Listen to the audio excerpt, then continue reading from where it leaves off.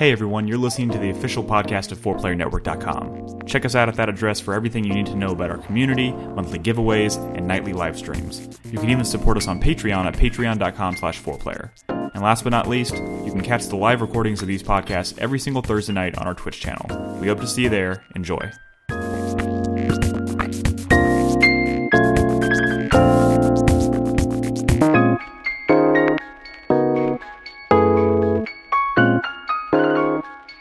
I'm about to start this bitch. Are you ready? Yes. Are you ready? Mm-hmm. Yes. Are you ready, Nolan? Yes. Give me one. Shut up. Welcome to 4Player Podcast. This is episode 589. My name is Nick Henderson. I'm joined this evening by Brad Simons. Hello. Nolan Hedstrom. Hey, guys. And Christopher Guthridge. Hey, guys. What's going on? There is so much to do and talk about tonight. I do want to start by sharing a couple things. One, if you're out there watching us live on 4pp.tv and you have not checked out any of our top 10 videos, we've got a good chunk of them out. They're out there in the wild. I think everybody on this couch has their video out there in the wild for people to watch. Tomorrow we're going to be releasing Carlos's, and then we have George and Ed's videos already out there as well. And then we have Chris Davis coming down the pike. And Community. And Brad did a second top 10 video. The first annual Jimmy's. I didn't know you came up with a clever name for it. Well, the Jimmy's? It's not clever. It's not even a good name. Brad did underappreciated gems. Brad did his top 10 underappreciated gems. We'll be releasing that 2018. We'll be sprinkling that in there as well. That'll be coming out in the next couple of days. Question: is this just an excuse to have a top 20 video? Yes. No, because these aren't my. This isn't like my next 10 favorite games. You're right. I did watch because my next 10 favorite might have like God of War or. What? I forgot to press record on the camera. Oh, is that important? Especially because he muted the. I see a red dot on the thing. It's probably important, right? Because he probably muted the broadcast stream. Oh, God. Oh, no. We don't have to start this over again, do we? Yeah, we do. No memory card. We definitely have to start over. All right. The good news is we weren't very far. Pause the show. The way we say hello is kind of lame. I feel like... Yeah, where was the energy, guys? No. I feel like your energy sucked, too. Oh, my God. You know, I try to think... going home. I try to think, like, if I'm a listener to this podcast for the first time, and I listen to the way we said, like, hello, I'm probably like, I don't think I want to listen to this show. So my question for you is, what is the best way to start a show to not turn off a completely... Hey, what's up, Space Gun Tank? That's a fucking dope screen name you got. Space Gun Tank. I'm glad How can I Nolan... tell how much time? Yeah, man. Damn. Gun Tank? Maybe, hey, record... Oh. No, it's just that there's an hour and 53 minutes. I don't think our podcast... That's not enough. Short. Delete everything. Unless we really... Probably not everything. Streamline it tonight. Probably wouldn't happen. I'm gonna say we don't have a Chris Davis this week. We're doing this on our own. We are. There's a lot to talk about. Sans Davis. There better not be any dicks on here. Oh no.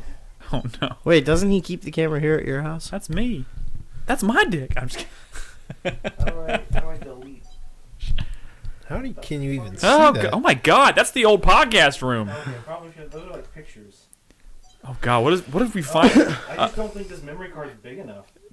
Nolan, maybe we should turn that off. Is that you not start Chris scrolling Davis's through memory it. Well, that's me just now.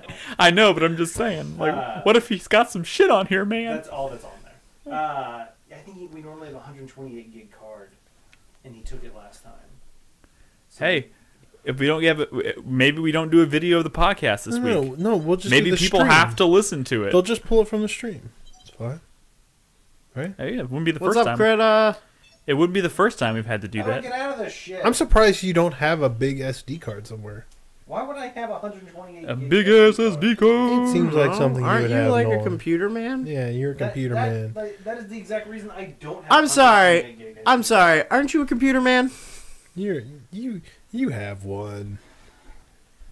Don't you do computer man stuff for a Fortune 500 Everything's company? in the fucking cloud, Crispy. What's in your 3DS? are Like a clouds 32 made of? gig card. And my Switch has a 64. Okay, what about the backup in your phone? My phone doesn't have a memory card slot. Oh my God, why do you have that phone then? Well, I'm glad we practiced that intro. Should I restart the Audacity? Yes. I'm going to throw away that perfect 5 seconds of silence. Is that stop? Yes. And then, am I on the X? Yep. Right there? Down a little bit. There you go. There we go. There we go. So the question is, Brad, since you just brought it up so plainly, what do you want me to do with the intro? Huh? No, I was just kidding. Dude, wouldn't it be horrible if the Chris's music did mute No, the stream? you're fine. It's just funny the way we say hello. Guten Tag. Everybody say hello in a different language. I feel like the first person will say hola, and everyone will go, shit! All right, let's do I it. didn't Let's even do it. go to Ola. Oh man, I thought I had this intro under my belt, and now I got to do it over again. It's like my worst nightmare. Go. Hey everyone, welcome back to 4Player Podcast. This is episode 589. This is our second intro. We fucked up the first recording, so here we go. Welcome to the show. My name is Nick Henderson. I'm joined tonight by Brad Simons. Hello. Didn't you just talk I about chose British English. Nolan Hedstrom, How's it going, everybody? Christopher Guthridge? Hey, what's up? I don't know where to go from here. Welcome to the show. We have so much to talk about tonight. We got a lot of video games to get to. I, of course, want to start tonight by saying, if you're watching us live on 4pp.tv and you have not yet watched our top 10 videos, you can check them out now. They're on YouTube. They're on 4playernetwork.com. They're all over our Twitter feeds. They're in our Discord channel. Check them out. We'd appreciate your taking the time to watch them, chat with us. We have a special channel set up in our Discord where you can go in there and talk to us about our list. We'd love to hear from you. Can I say that mine is 45 minutes long and Crispy's is 5 minutes long and his is way better than mine? Hey man, I think it's great. Work smart, not hard. Exactly. We have variety. I think more so than any year ever, we have variety of our videos in terms of how they're done. So everyone's kind of doing their thing. I think it's great. Check out the videos. Everyone on the couch here, their video's out. It's out in the wild. If you're a supporter on Patreon, actually, fuck, I didn't put Carlos's video up today on Patreon. Thank God. But I'm gonna get Carlos's up. I'm gonna get Brad's. Brad did a second top 10 video. Act surprised, everybody. I already said this once tonight. The Jimmies. The first annual Jimmy's, Brad's top 10 underappreciated gems of 2018. Yeah. Gyms? Hidden Gems. gems. Jimmies. Like Earthworm Jim? Yes. Are they truly outrageous? No. Truly. I've talked about them all here. But we're gonna put that out this week as well. Chris Davis, of course, has a video coming. You can also watch Ed and George. Their videos are out. See, like I said, check it. They're everywhere. They're absolutely everywhere. We'd love to hear from you guys. So go watch them. Share them if you'd like as well. And what was I gonna say? So of course you can support us on Patreon at patreon.com/4player. We'd love to hear from you there. Also, discord.gg/4player is the place to be. You can hang out in there, talk with all of us, talk with other people in the community all day long. It's pretty great. We're talking about video games. What's the most? Someone gonna pull up the general channel, talk about the most random shit you can find in there. Brad's already in there. Yeah, I wasn't in there. What's going on in the general channel right now, Brad? Let's see. Maybe you should Haste just go to says sleep. my power is out. Oh. That sucks, Haste. That sucks. Haste power. Also, I was expecting something a little more. there's a dog in a van. Dude, Brad, you didn't mention the best part. He posted a picture of his house, and there's it's like a creepy Resident Evil style photo of there's a single light. Oh, that's appropriate. Yeah. Awesome. Yeah. So yeah, you can talk about anything, especially Funny weird, Pepsi random. memes? We don't go in the general channel very often because it's creepy and weird. Also, but Brad, that was if posted that's your a thing, while ago. It's dangerous to go alone. it is. Also, I do want to say I have reached out. We have a new supporter spotlight for the month of February. I've reached out to this person. I have not heard back yet, so we won't be reading his first responses tonight. But hopefully, I'll hear back from him so we can start that on the next episode. But without further ado, let's read feedback from last week's podcast. Let's do it. Is of course, if you have anything you want to say to us or to the community about any of the conversations we had tonight on the show, please leave us a comment at 4playernetwork.com on the post for this episode, and we will read and respond to it in the next show. So the first comment tonight is from Zerby. He says, "What the fuck? How come no one mentioned the Konami code? Or how about, I think somebody had asked about what's the most memorable cheat codes we could remember. I don't know. Nobody said Konami code. He says, or how about the many cheat codes from Age of Empire? Those codes were as classic as they get. Yeah, I don't think any of us here played that. Maybe? No. On another note, though, if Capcom made another Dino Crisis remake or made a Dino Crisis remake, I can't speak tonight. I would love to believe that it would kickstart the series. You're probably right. And I think a lot of us are hoping that happens, considering what they've done with Resident Evil lately. Okay, Turbomaw left a little bit of a story. I told him he could, because it was kind of interesting. He says, hey guys, story time. I picked up Batman Arkham Origins 2 years after its release, finished the game, and just for the hell of it, I tried to connect to a multiplayer match, because the multiplayer came up last week on the show. After 20 minutes of searching, I made it in. Surprisingly, 4 other people were on at that time. Played for a few hours, got a few friend requests from it. One guy that added me was from South Africa. He went under the name Boz. He played Origin multiplayer 16 hours every day. Jesus. Boz kept inviting me pretty much every time I signed on to Steam, but I was playing other stuff at the time. So we decided to get a group together, 10 guys, fill up the whole server, and even have a Batman and Robin in the mix, which is super rare because they are awful. The night came, we all grouped up and started playing. 2 hours into our session, the boss disconnects in the middle of a round, and he never came back. It has now been over 5 years since he last logged on to Steam, and no one from that group knows what happened to him. Batman Arkham Origins is the only... Batman Arkham Origins is the only game in his Steam library with 920 hours played, over 2,000 screenshots. That's ridiculous. Can you scroll down? I can't. Fuck.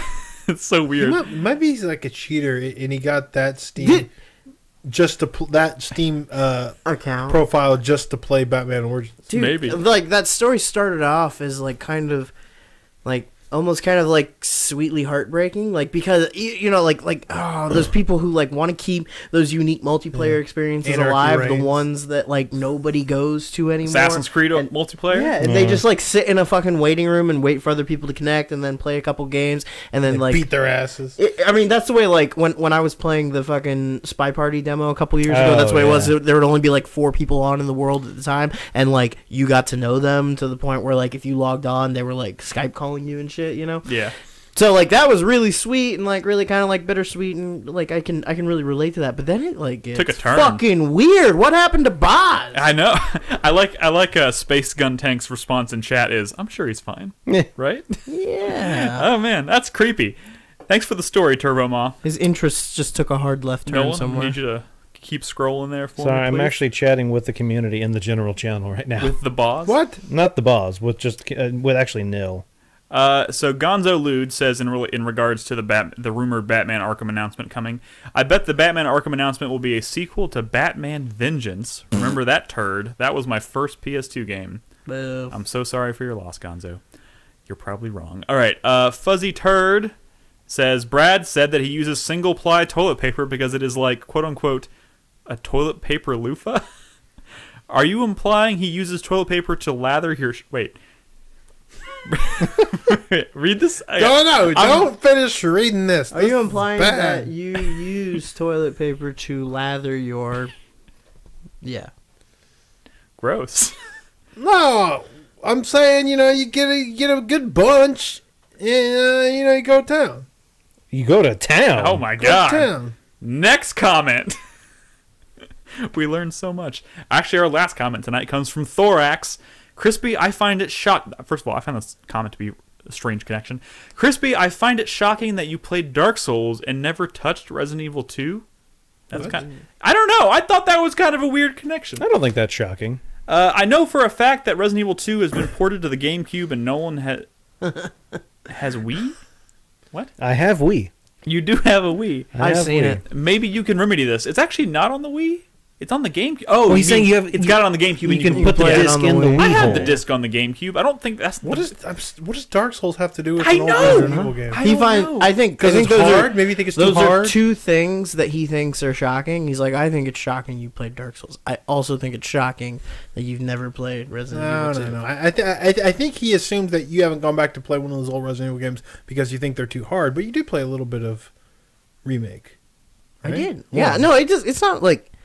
Wait, remake 1 or Maybe, 2? I don't know, maybe I was talking One. about the fucking... I don't know, maybe I was talking about, Okay. like, typewriter ribbons at one point being Yeah, a thing. maybe. You know, that's one thing I'll say about Resident Evil 2 Remake. I was originally bummed when I found out about the whole not using ink ribbons thing unless you're playing on hard mode. Ink And after ribbons. playing it, Did you play it on hard mode? no, I played it on normal scrub. because I heard like the enemies become like ridiculous bullet sponges and stuff. Oh, like, really? So it's like you can play with ink ribbons, but you also get all the other shit that I don't want. Oh, you can't just turn that one but down. but having played it now on normal without ink ribbons, like it's complete. Like the increments would just be adding another layer of like stress to it because of the whole Mr. X thing chasing you around everywhere. It's kind of like you don't get increments, but you're constantly being chased by this can't fucker, imagine. and it's horrifying. So like it's kind of a trade-off, and I'm totally cool with it. Anyways, thank you guys so much for your feedback and comments. Like I said, if you want to say anything to us tonight after our conversations, please feel free to head on over to 4playernetwork.com, drop us a comment, and we'll read it at the start of next week's show. And without further ado, let's get into it. Games. Let's start with the Video big one. games. It's been 5-6 years in the Whoa, making, but longer than that. 5%. I mean, like where it's been actually in production. It's been 13 years since Kingdom Hearts 2. It has been, yeah, but it's been only in production for apparently 5 And I will years. say, but most people played Kingdom Hearts 1 and 2, and not all the other stuff. So for a lot of people, yeah. it's been 13 years since Yeah. they played a Kingdom Hearts game. absolutely. I mean, Including because me. we're sane people. So Including me. we're going to talk about Kingdom Hearts 3. No, we are talking about Yeah, we Kingdom are Hearts talking 3. about Kingdom Let's Hearts do 3. it. I have not played this yet. I am actually playing through the first one right now. So I For don't, the what's time? Second time? I Fourth? mean, technically the second time, but I don't remember. I played it so long ago, I barely remember it. Dude, it's so funny. It feels new to me. Before 3, I was watching those like recap videos that we had talked about in the show last week, Yeah. and honestly, I didn't remember a lot of it. Oh, yeah. Like, as surprising, like especially when it got onto the part where it was talking about Kingdom Hearts 2 story, I was Who like, the fuck is Roxas? I don't. No, I remember Roxas because that's the very beginning. But I'm 90% sure I finished that game, but like I don't remember any of that. So like I'm Dude, I found out like a week ago that Roxas is an anagram of Sora with an X in there. Well, all of their names are. Yeah. Yeah, I know, but I didn't know Roxas was Yeah. like that. so And I also felt be so careful. Stupid. All right. So What's up, Nick? to kind of so I don't have much to add to this conversation specifically because I haven't touched or watched much of Kingdom Hearts 3. One thing I will say that I'm kind of quickly discovering about Kingdom Hearts 1, and kind of a question I have leading into y'all now have played somewhere between 15 to 25 hours of Kingdom Hearts 3. Yep. And having never touched Kingdom Hearts 2 once, I have a lot of fond memories of playing the first one in terms of its like music and everything. But like I had forgotten kind of how basic the worlds were in that first game. Like they are very, very It's basic. funny you say that because you're going to play Kingdom Hearts 2, and it's like they get rid of all level design in Yeah. 2. It's just walk down big open hallways, trigger cutscenes. Yep. Really? That's fucking Kingdom Hearts 2. Yeah. But this one, Kingdom Hearts 3, better. gets back a little bit to the level design, I especially in some worlds more than others. I will but say that it is still fairly linear, but Yes. the paths aren't straight. They're definitely winding paths. not all and the a lot- levels are linear. The thing is, Oh, like, yeah, I know. Like, I I wouldn't know. even describe. That's not even how I would describe the levels in Kingdom Hearts 1, because Kingdom Hearts 1 is just like a bunch of very small areas that are connected with a loading screen. You walk through a door and it loads. it's like that in 2. But in this one, everything's big Oh, yeah. and seamlessly Nick, you connected. load into a world and there are no more loading screens until you leave. It almost makes it a little overwhelming because you're in these giant spaces. And there's something about Kingdom Hearts 3 that is very old school in its Wait, hold design. on. Sorry, we're playing footage from Frozen. What's going on here? Okay, we'll get to that. Let me say this. There's something very old school in its design where you're kind of roaming around what are now giant spaces, Yes. kind of looking for the cutscene triggers. Yeah. So here's a frustration for me with that, Brad. Is there's no like map. No, there's no. There's no waypoint. You have a mini map. Yeah. But you can see about that much of what's going on. And so because, Nick, they are these kind of bigger spaces, I get lost as shit. Because there'll be like these foresty areas that have multiple Tangled. branching paths, and it's like, where the fuck do I, Are they where did I areas just that come you're from? would you wandering say around- they're areas that you want to be lost in? No. I think early on it's fine. It's But then the longer you're there, you're like, and it depends on the world. There's a lot So, of combat. I will say- and some of the areas respawn really fast. So if you're lost, like especially in Toy Story, you're constantly It was triggering hard to get fights. lost in Toy Story. I found I Toy got lost in Toy Story. Okay. I was actually going to say that Toy Story was one of my ones I liked because It is one of the better levels. I for sure. couldn't get lost because in Toy Story you play a pretty large small. portion of it in like a mall kind of Yeah, area. but you're still looking for those cutscene triggers, you know? I And it's guess so, like- but the game does, I think, do a decent enough job of being like, "Hey, you need to go to this thing." It's harder to get turned around, obviously, Correct, which that's can what I'm happen saying. in Sorry, Tangled that's or what I'm saying. Frozen, for sure. And those are the two areas I spent quite a bit of time in. Are the Tangled areas and Frozen, which you were in like foresty areas that you very easy to get turned around. Like Brad was saying, the map doesn't. You don't have any kind of waypoint or anything. It's just Which like is super strange in 2019 Yeah. for a game like this, where the thing to progress the game is to like hit these cutscene triggers, and to not have a waypoint option is very strange. yeah. Very strange. Yeah. Because, you know, I mean, there's not much to do in these worlds outside of fighting those Fighting cutscenes enemies. and then fighting enemies. Yeah. So And the enemies, they spawn in at random spots. It's almost Correct. like you're getting into like Chrono Trigger. Like, this is where the battle starts. They're going to spawn in. You're going to fight it. I mean, honestly, I feel that way about Kingdom Hearts 1 right now. No, Every it's time like- I walk out of a room and then come back into it, it's just I'm surprised spawn how again. similar this game is in a lot of core ways to those old Kingdom Hearts games that are so old. That's what I'm saying. This feels like I'm playing the most expensive PlayStation 2 game of all time. kind of. They spent so much money on.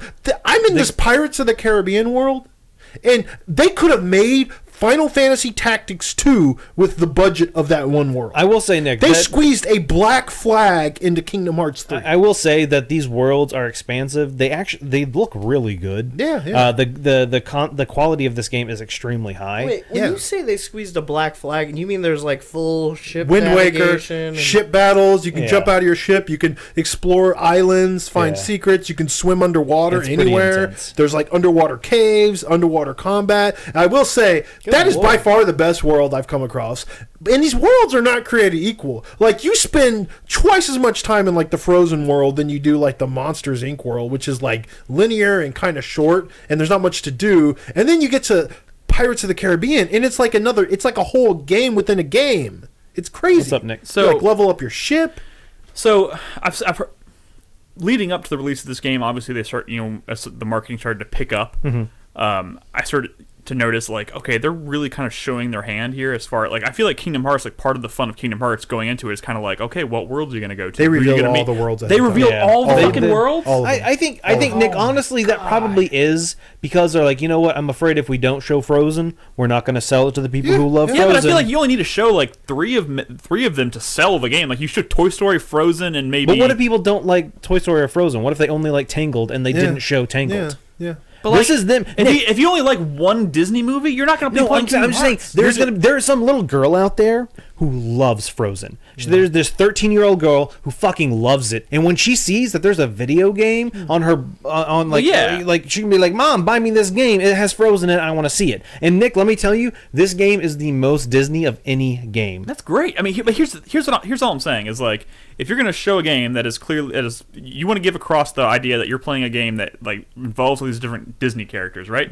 You pick 3 out of, like, the whatever that you have in your hand. You show those 3 kind of a wide gamut of, like, you show Toy Story, you show Frozen, Not in 2019. you show maybe Pirates of the Caribbean or something, and then you say, what else are you going to It's find? just not how games are shown It's off so- anymore. it's such a It's a bummer. 2019 thing. There's It's no such a mystery bummer. anymore. It is a bummer. It really is a bummer because you could have had a lot of surprises here. But, he's right, though. The Frozen world isn't just in there to... The way it's designed is for the fans of Frozen. Yeah. Like, in fact, this is the only world that you go to.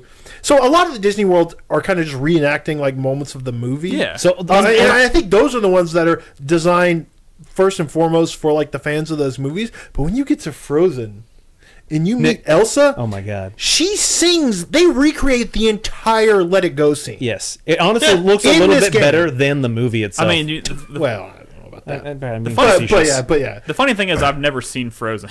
It's actually a pretty good movie. she I sings know. the entire But Nick, song. Nick, hold on. From from at least Frozen and Tangled, they're basically synopsises of those movies. Yeah, I mean, I feel like it's kind of always been. I'm playing not all of them. Not all of them. Not all of them, but, like, playing the first one right now, like Tarzan was kind of that yeah. way. I Sure. mean, it's tweaked a little bit, obviously, to accommodate the so is Kingdom this, Hearts but- characters. But like Toy Story was very different. Yeah, Toy Story was very than the events, and then you know what?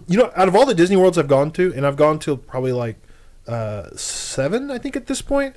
The one I'm most confused about as far as the Disney angle is Pirates of the Caribbean, because I watched the first 2 movies and I only ever saw them once, and there was like a few more after that. There's like 6. I have no idea what's going on. There's like multiple Jack Sparrows, and one of them turned into crabs, and I'm like, what is going on? I've never been this confused by the Disney content of a Kingdom Hearts game.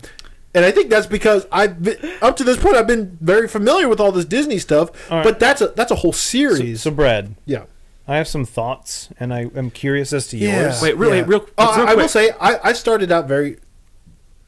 Wait, what? Sorry, very what? Negative on this game. I think the first world wasn't that great, and then you go to like the Traverse Town. The first world was horrible. Yeah, and then you go to the Traverse Town of this game, and I thought that was kind of boring. It wasn't until I got to like later on in the Toy Story where I'm like, okay, this game's doing some cool stuff. What were you gonna say, Noel? And it's a big thing for me. There's a couple of issues I have with this game that every time they happen, I want to turn the game off. Okay.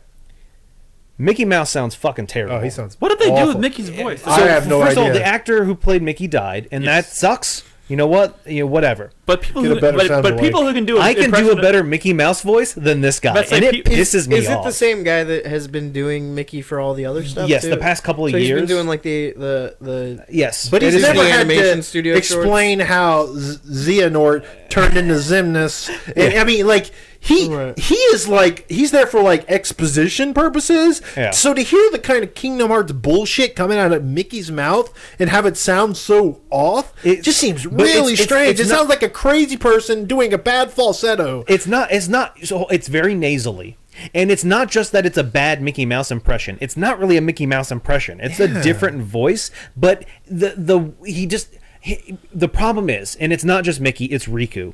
Both of them have a lot of scenes together, and it's like, first of all, and I kind of talked about this on my stream, it seems like clearly what happened, and I know what happens a lot nowadays with voice actors, they don't talk with other people, they just read their lines, but it seems like they didn't even read their lines with the context of the scene. It was just like, hey, here's a single piece of paper with a line on it, no context, read it.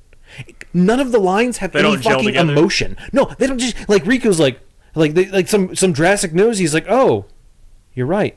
We need to do that. But it's like, I know, but still, like, it's like there's literally nothing there. And the problem is, a lot of the time, Mickey's similar to that. And they will have scenes together where they're talking early on about, like, oh, where's Aqua? What happened to Aqua? All this stuff. But there's, like, it's a monotone, boring shit. Also, like, every member of Organization 13 is like that as well. No, hold on. Is it the same actor doing both characters? No. Haley Joel Osment. Yes. Fucking a tremendous job. He's great. Every line from Sora, he fucking sells it. Same with Donald and Goofy. Donald and they're Goofy a great trio. are fantastic. Yeah. Like this, they have been. This is the best they have ever been, and thank God because I feel like Haley Joel Osment is like, man, I missed this gig.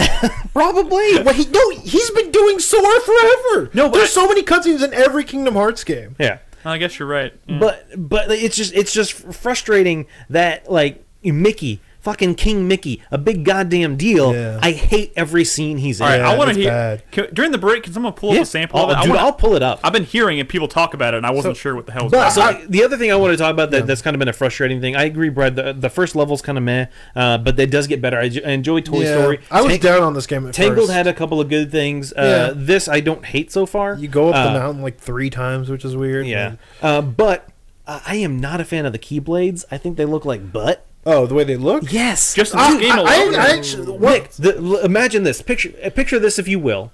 A Keyblade. You know what it looks like. I do. The shaft is a cactus. The blade key part at the top is a cowboy hat. Yeah. The guard is like Buzz Lightyear's wings. Yeah. It looks fucking horrible. They do look stupid. It looks horrible. But I will say, it looks like a third grader. Man, that sucks. Keyblades used to be fucking Wait, I don't even play these games. Pause for a second. What's up, Nick?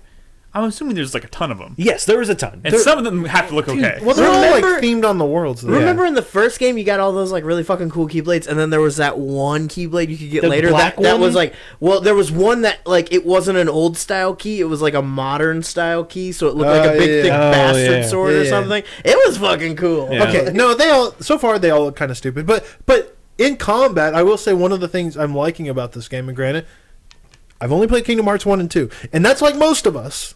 But in this game, all the keyblades you get are very different, and the reason that they're different is like at its base, like the combos are the same, right? Yeah. But they all like transform and evolve, like two different they're levels. called form changes. Form changes, and they're actually kind of cool. So you build up your combo. Is that new to this game? Yes. Okay. So you build up your combo with, like, say, the Toy Story key, and all of a sudden it becomes like a giant hammer, and you're doing like these cool hammer attacks, and then it evolves again, and it's like a fucking big giant drill, right?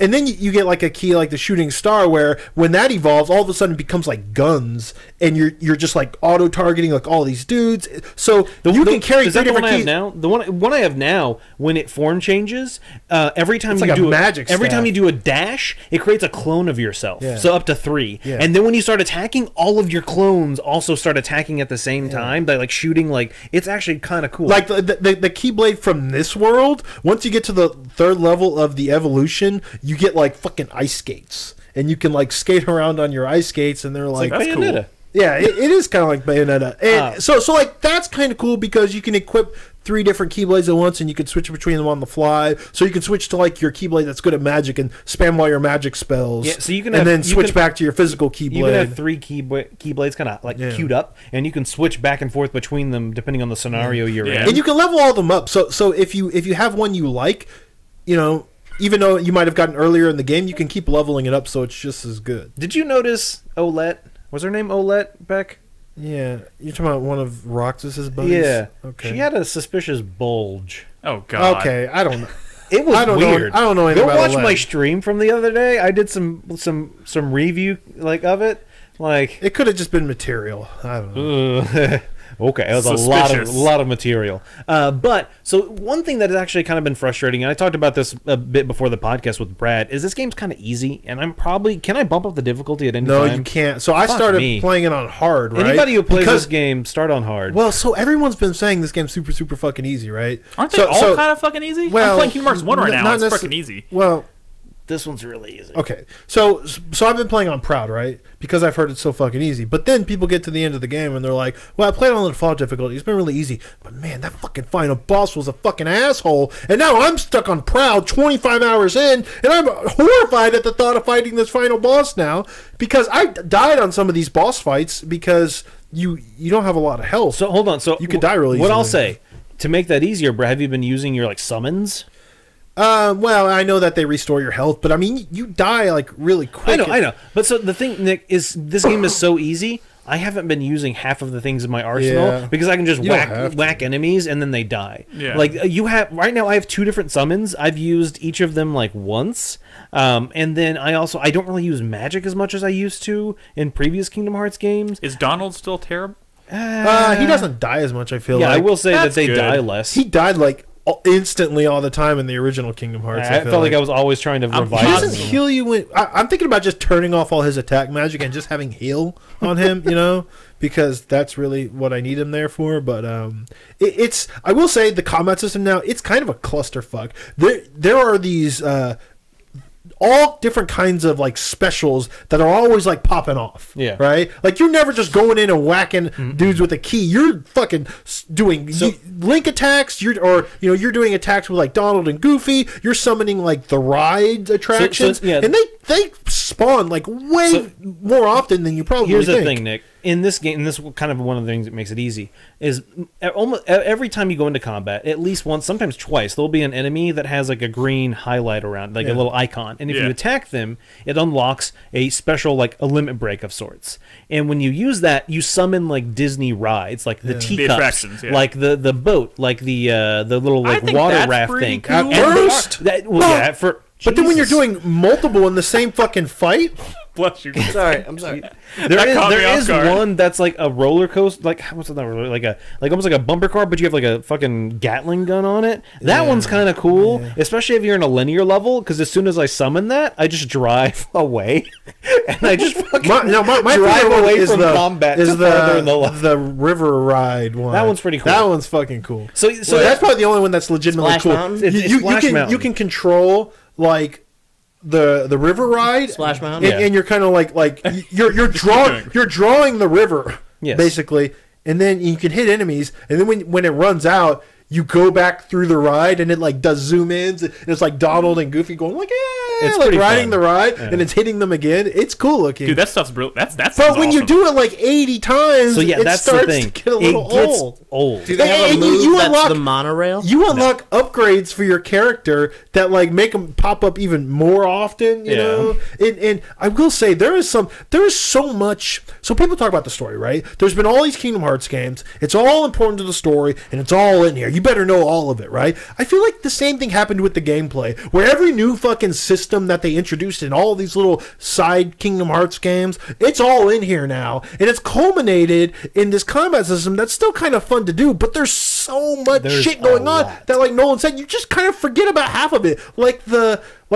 If you hit R1 and you can like target a bunch of enemies and Yeah. like shoot them with shit, and it's like you don't need to do that, but I mean So you the- have it, you might as well use it. That's kind of that was what I was saying was one of my complaints is because A, it's easy, and B, because you have these form changes and your Keyblade by itself is so powerful. Yeah. A lot of like magic used to be kind of a big deal. I use in it a Kingdom. lot, but yeah. You do? I don't You use magic have that to, much. I guess, but you know if you use magic a bunch, you can trigger those magic, like you know.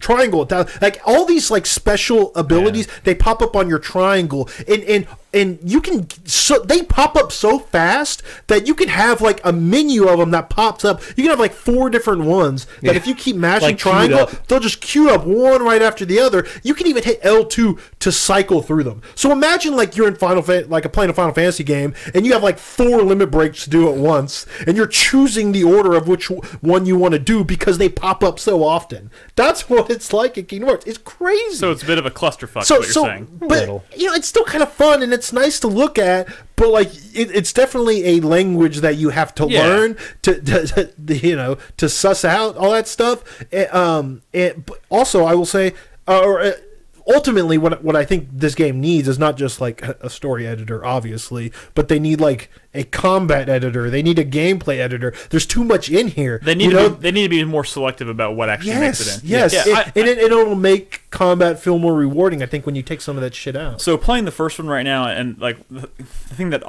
I always really enjoy about Kingdom Hearts is, and despite the fact that I'm maybe I'm not enjoying like the world design as much as I remember back in the day when I played it, because like I said, it's very simple. But like the things that I do enjoy about Kingdom Hearts, aside from like the music that I've obviously talked about a lot that I love, is just the way the combat is kind of like charming and like the way it feels and like it's just this. Kingdom like combat's come a long way since Kingdom Hearts 1. Yeah, I know, but I guess it's a hard question to like suss out how I even word this, I suppose. But like, does it still have that like kind of like floaty like Disney feel to like Definitely the combat? Like I don't know. That- One thing I always love is like when you kill an enemy and they like explode and all the little like dots that are I like mean that still happens. that still happens. No, and it definitely It's feels like a like fireworks show. This I love game. that shit. It's definitely there. If anything, like Brad's saying, it's more than it used to be. It definitely is that kind of floaty feeling where you jump and you kind of have a lot of hang time in the air. When you do an attack, you kind of dash towards an enemy and stuff like that. No, all that's still there. My problem is like with most of these worlds, you know, I guess with the exception of Pirates of the Caribbean, is like they just feel like when you're not in a cutscene, the worlds feel very empty. Like not much is happening. Your characters aren't really talking to each other. The only time they talk is when they're like, "Sora, I think there's an ingredient nearby." Actually, I think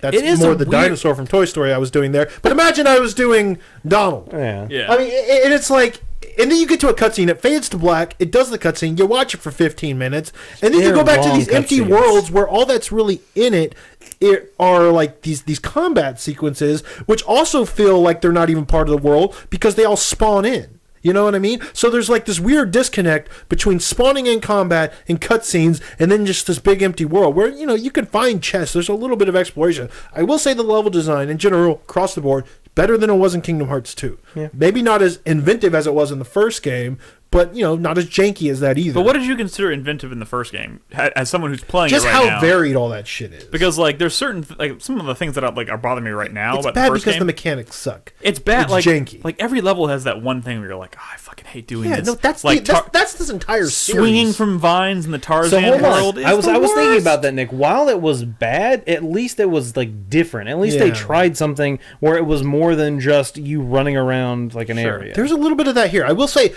Again, this is a step up from Kingdom Hearts 2 in terms of level design. Yeah. Absolutely is. There's a big focus on kind of like running up walls, and you do that in different ways, like running up mountains and stuff. You run up a lot of mountains in this game. You do. But, you know, like when you go into the Toy Story world, you can get into mechs and mech combat. The fucking mech combat is... Yes, there's mech combat in this game, In Crispy. Toy And suddenly Story? Yes. Crispy's What kind of awake. mechs? Like Gigas, like you they're never like, seen a trailer? dude. When you first went to Toy Story, I was like, "What the fuck's going on?" Oh, okay. Let's not talk about that. I'm not going to. Yeah. but Be careful, guys. Yeah. I don't want. Does Toy Story take spoiled. place post Toy Story 3? Yes. Yes. I think so. No, actually, no, it doesn't. It doesn't. It can't because they're trying to find Andy. Yeah, yeah. Oh but my God. it's not one of the stories. Kingdom Hold on, Hearts Nick. 3. Right, 'cause Bridge Did Andy you know died at Woody's the end of voiced 3. by Tom Hanks' brother? He always has been. He, And- yo, and, like, yeah, other- anything that other- isn't the movie that has Woody in it is Tom He's Hanks' not that brother. He's Like, yeah. he's not that good. Nick, what I will say is you're not allowed to play this until you beat Sephiroth in That Kingdom buzz is Hearts good. 1. Okay, Oh, so here's my big fucking complaint.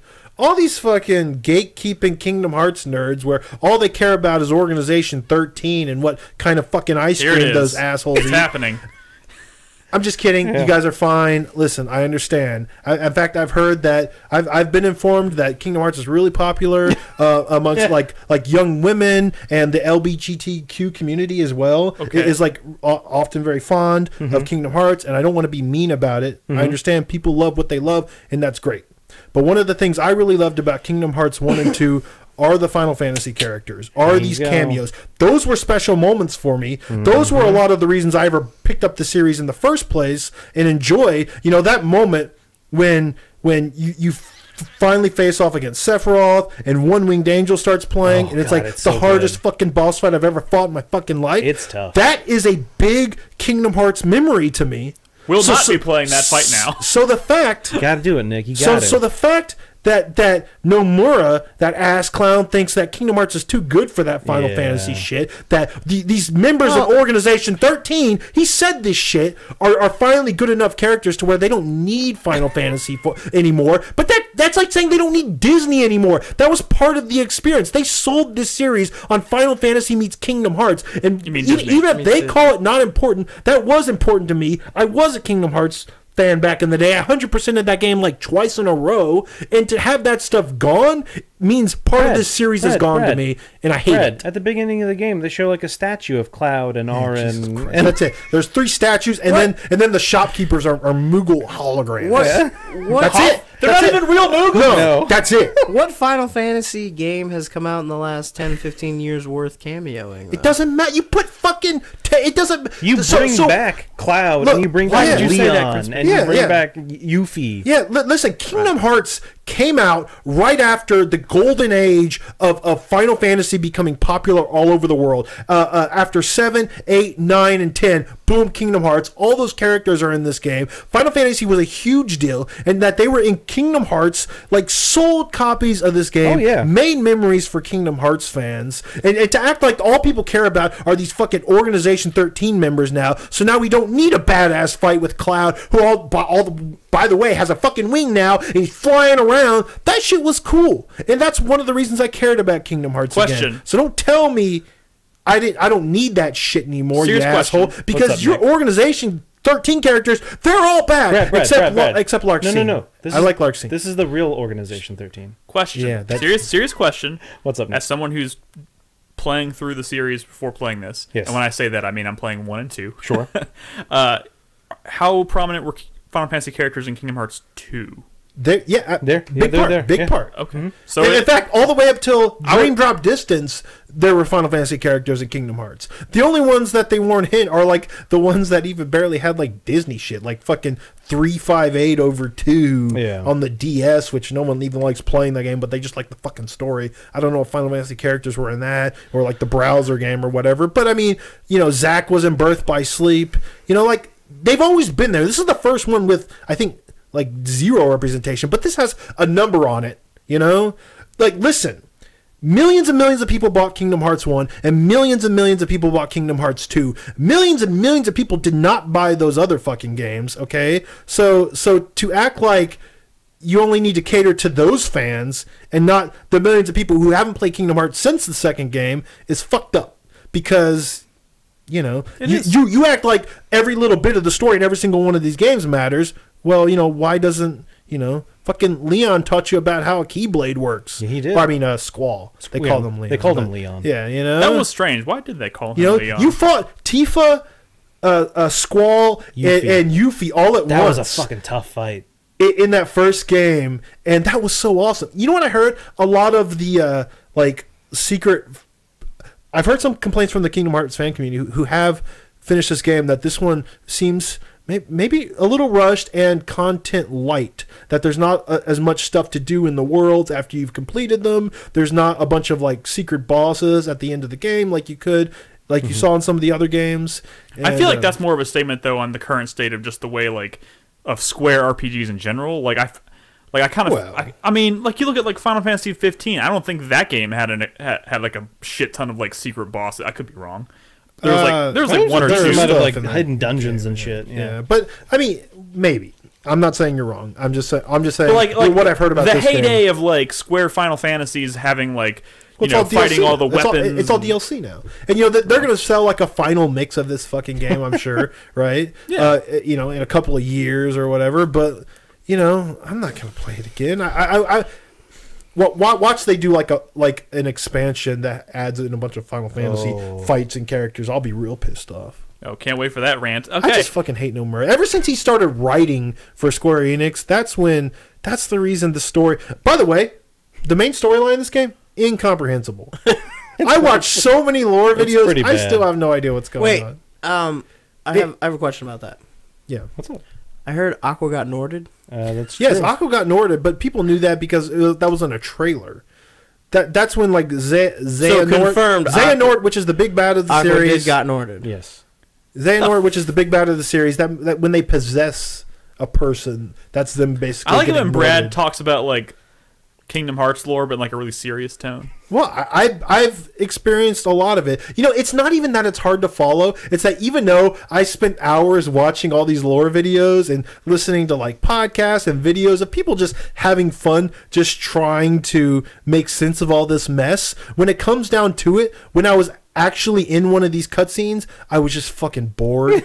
The writing was bad, and I just kind of wanted to skip it. So to go from committing all that time to learning this shit and then getting into the nitty-gritty and going, this sucks, is the reason I wasn't paying attention in the first fucking place.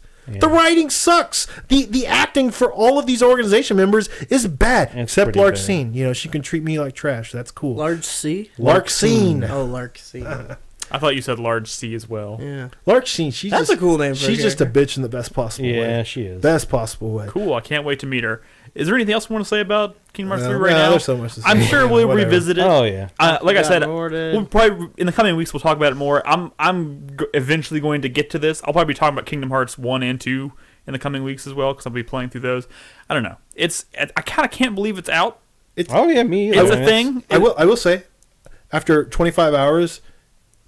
I mean, I felt kind of surprised by just how easy it is to just kind of keep moving forward in this game. I spent a lot of time. I spent a lot of time playing this game, and it's really easy to just get through. Yeah. So if you want to play a game that's kind of mindless, Kingdom Hearts. Is pretty fun. I'll tell you what. Going back and forth over the past week between playing Resident Evil 2 Remake and then jumping straight into Kingdom Hearts 1 has been an experience. Yeah. How many times is this footage looped? Because I can't. This is the second time. Well, the gameplay is repetitive. I feel like it's just so it's hard to tell. Well, first of all, let me apologize. I didn't realize when I started recording footage I was at a boring part of the game. But also, I recorded like 20 minutes of footage. There's a lot to say about Kingdom Hearts. Yeah. We'll talk about Kingdom Hearts more in the future. Of course, you can also talk about it with us in our Discord, or you can leave a comment. We'll pick this up again next week. I apologize, Nick. I had to get some stuff out. That is fine. Dude, I don't know. I don't think this series is like without problems. I do find it overwhelmingly charming, and I love certain... I mean, I have very fond memories of the first one. Oh, so do I. I can't promise... I can't say that's going to continue through the second and the third one, but it is absolutely a series that I want to play through, just so I can say that I've played it. Yeah. It also makes me want to watch a bunch of Disney movies that I haven't seen in forever. As long as you play Dream Drop Distance. No. I've lost... Although I will say this, I am playing the collection, the Final Mix collection that they put out on the PS4, which has all of them up until this point, and it's a beautiful it's super clean looking. Point two Fragmentary Passage, Birth by Sleep Fragmentary Passage. Make sure you play that. Is that really the name of something? That's God, 0.2 Birth by Sleep Fragmentary Passage, which is a demo of Kingdom Hearts 3 where you play as Aqua. Yeah. But the story Pre or is key. post-Norded? The story is important. Pre-Norded. Pre-Norded. pre-Norded The Aqua. Nording happens in Kingdom Hearts 3. Yeah. Gross. All right, let's move on. We have more games to talk about. She got Norded good. I will say I lost a healthy amount of followers talking about Kingdom Hearts on Twitter. But I posted Wait, because a video. of your opinion or because of the fact you were talking I about posted it? a video. I will say the button to open up a treasure chest in this game is the same button that triggers everything. It's ridiculous. So I'm just trying to. I finish a battle and I'm like, oh, there's a chest over there, and I try to open it, but I'm not quite close enough, and then I summon a fucking carousel, and I'm just sitting there waiting for the carousel to fucking finish so I can open up my goddamn chest. It's pretty bad when that happens. God damn. Sounds like a bit of a mess, but that's It's cool. It's a fun mess. You gotta be really careful when you're interacting with stuff. wonderful. I can't fucking wait. All right, we have more games to talk about. Who wants to talk about Wargroove? I guess I do. I want to talk about Wargroove. Hey, Wargroove. Tell us about Wargroove. Have you played Advance Wars? No. Okay. Ooh. Then Well, it's a lot like Advance Wars, but with a fantasy setting instead of tanks and armies. But I know you love Advance Wars, I do and I love know you've Advance been Wars. wanting more Advance Wars. Yes. Does this fill the hole in your heart? To some extent, yeah. it's a little bit. pretty close. It's very Advance Warsy. I mean, there are some key differences, and this is a very content-rich release of the game. So much so that I would hope that if Nintendo were to put out another Advance Wars game, they would have a lot of the features in this game, but even that might be a big ask, because there's a lot going on in this game. Not only... So, it's Advance Wars. Yes, it We'll is. talk about that in a second. But just to like explain to you what this package is, you have your traditional Advance Wars campaign. You have this arcade mode, which you could choose any CO, and it creates a series of 5 battles, and you just play against the PC, but there's like unlocks through that mode. There's a puzzle mode where there's all these puzzle challenges where you have like one turn to try to figure out, to like win the match in one turn. And there's a bunch of those. And it's very, it's like unraveling a turn in like Into the Breach. like Into the Breach or something.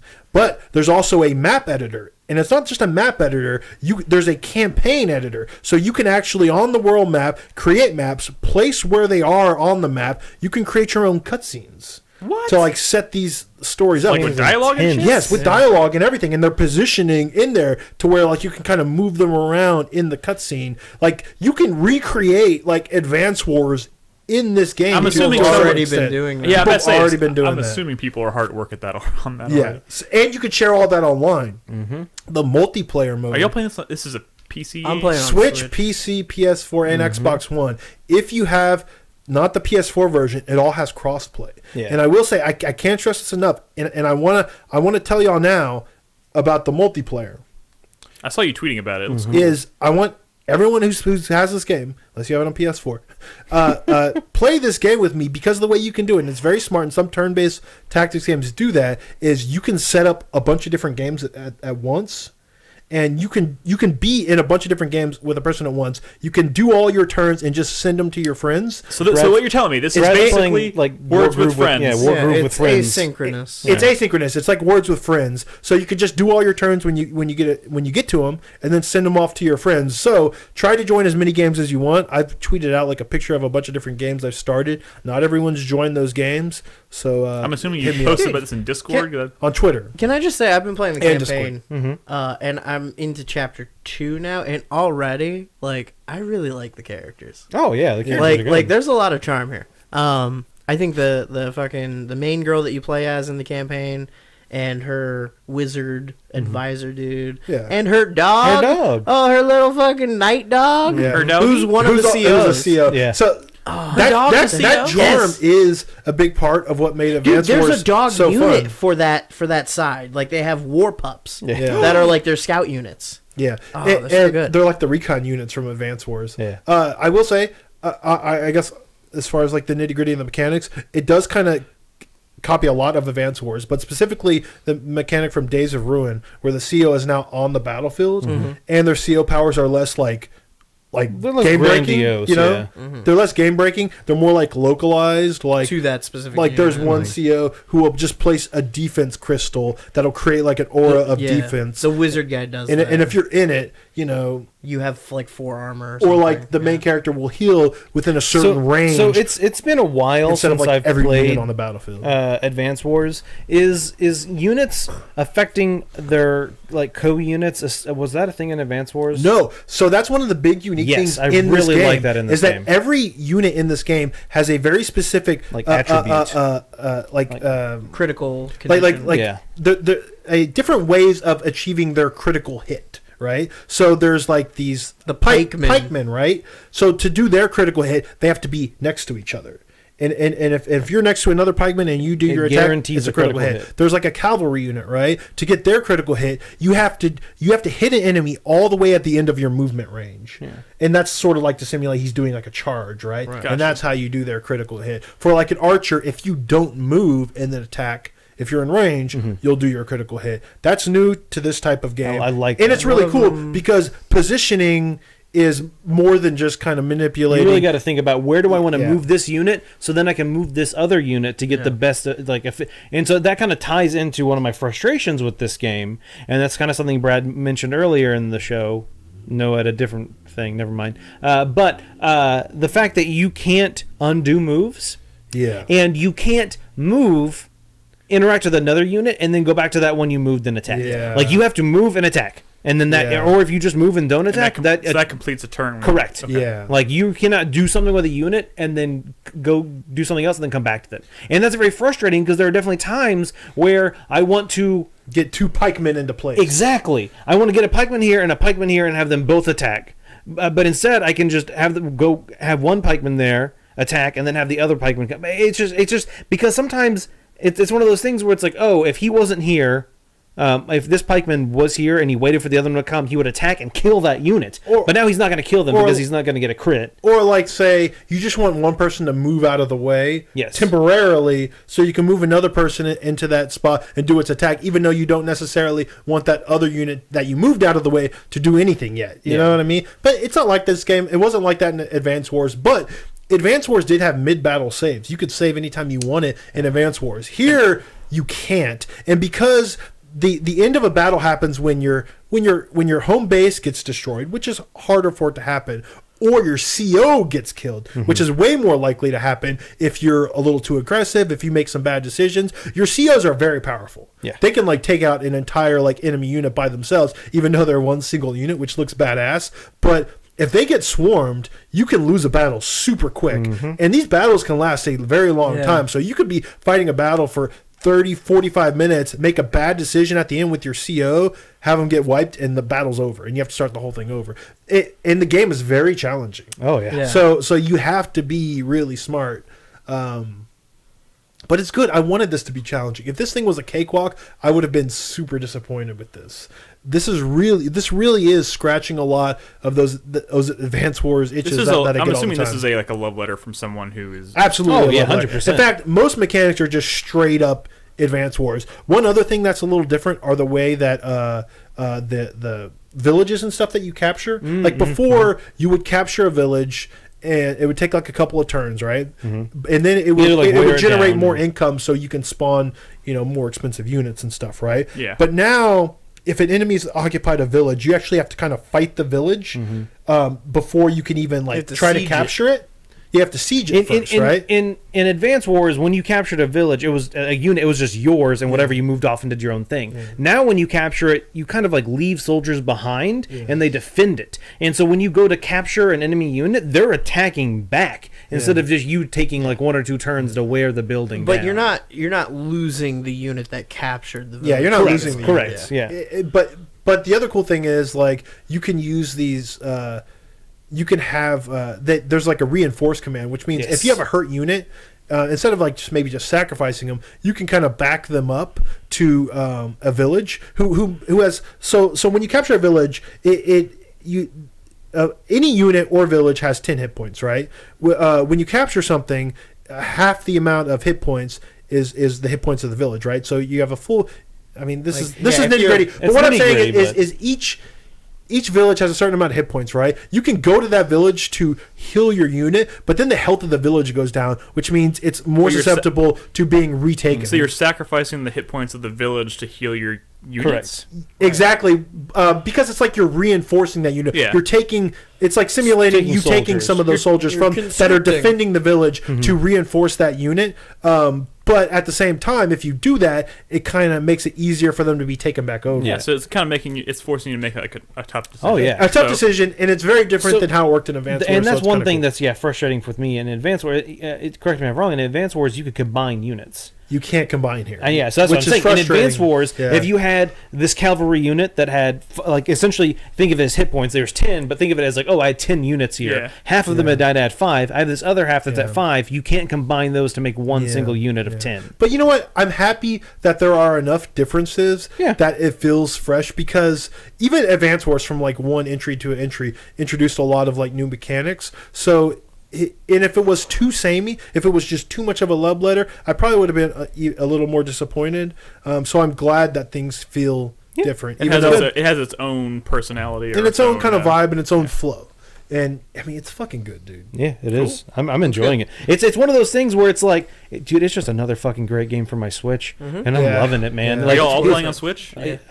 Coming off of Monster Boy on my Switch to immediately So here's rolling the into thing. another fucking great game on the Switch. skipped it. Like, oh man, So good. yeah. I'm loving the characters of the story. That's so good.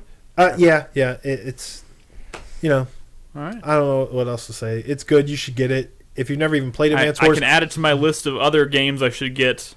well, you didn't like Into the Breach, so mean- I'm more talking to these people. First of all, I'm just kidding. I did like Into the Breach, just not quite as much. The map variety's good. There's even some like castle stuff which you only really saw in like Fire Emblem, where you're like knocking down doors and stuff. It's good. It's cool. Just throw it on the backlog. Yeah, Just yeah. throw it on the pile. The fucking battle pups are so cute. I mean, you might have Also, battle they're pups. the only unit that when you kill them, they don't just They don't die. They run away. They run away. So Perfect. they, Yeah. they don't let the dogs die. Yeah. I mean, that's You want to get John Wick involved. Yeah. exactly.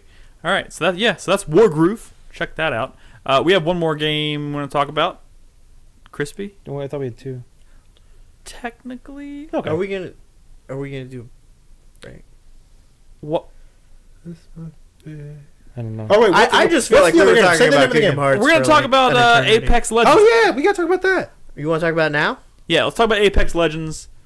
We have another. We have kind of an.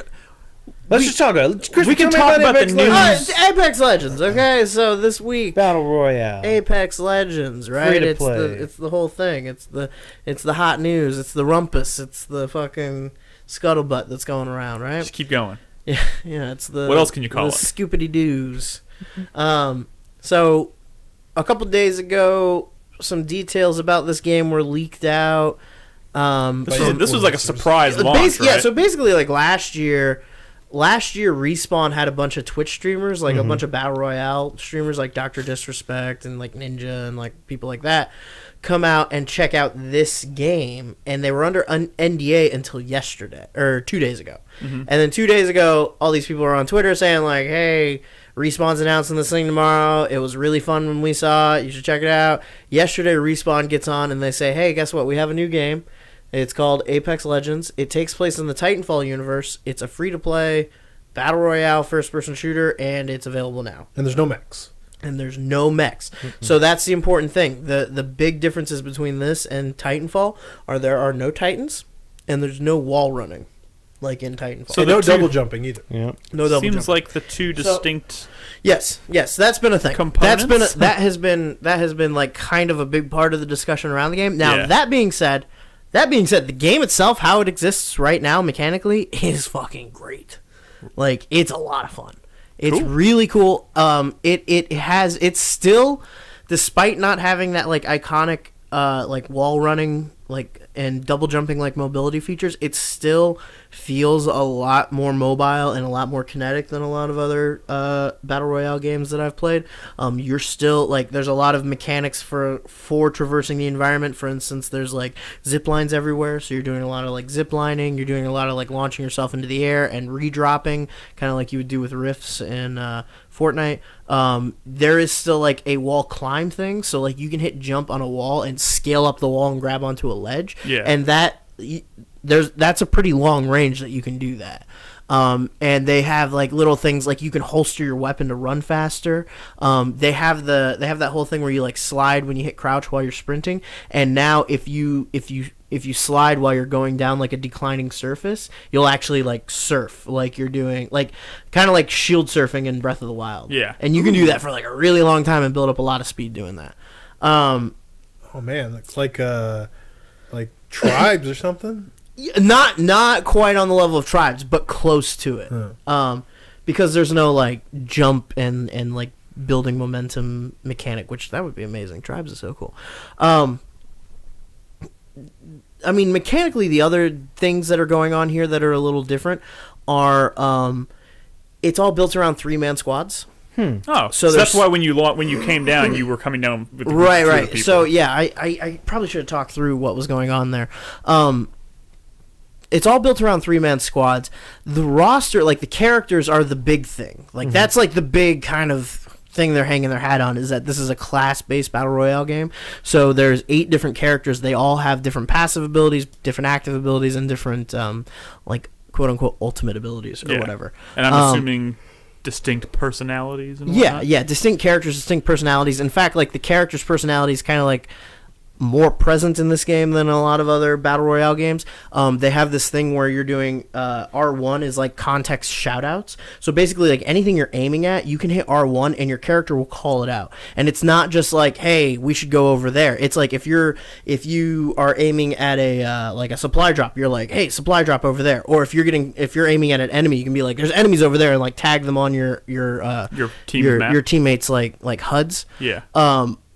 Which means that this game's a lot more friendly to people who don't want to use a microphone, which on PC isn't as big a deal, but on console, kind of a big deal. A lot of people don't use microphones, and it's really hard to coordinate in a battle royale game when you're not like actively talking to your teammates. Yeah, there's no solo mode. There is no solo mode. You can only queue in threes. So you're either getting match made like in a pickup game, or you're going in with your own squad. I guess that makes sense since it's class based. Right. And so the class-based thing, the way they handle that is when the match starts, it randomly assigns the 3 people in your squad an order, like first, second, third, and that's the order in which you pick your characters, because you can't have overlapping characters, right?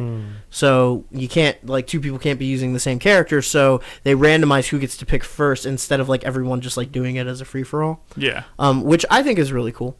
And then the drop, which, another iconic part of Battle Royale, is handled as a team now too, instead of individually. One person is designated as the drop master or the jump master, and they're the ones who launch and like actually steer your whole squad down to the ground. The other 2 guys can just sit and wait basically, or they have the option of hitting a button and peeling off on their own if they want to do that.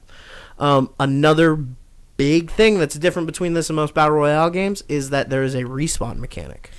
Being respawn, I guess, makes sense. So if you get knocked down, if you get killed, like not just knocked down, but like executed and dead, your teammates have a minute and a half. They have 90 seconds to get to your loot crate that you drop, and your loot crate has a banner that's like your player card that has your name on it and your level and everything. If they pick that up, they can take it to one of these respawn points all around the map. You'll see them. They're like red and white. They have the green hologram floating above them.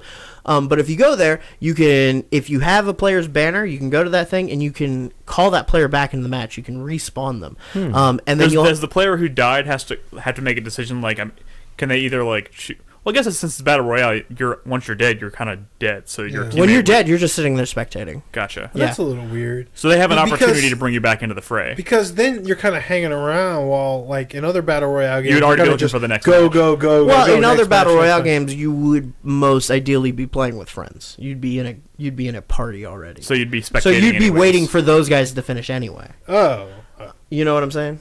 Well, yeah.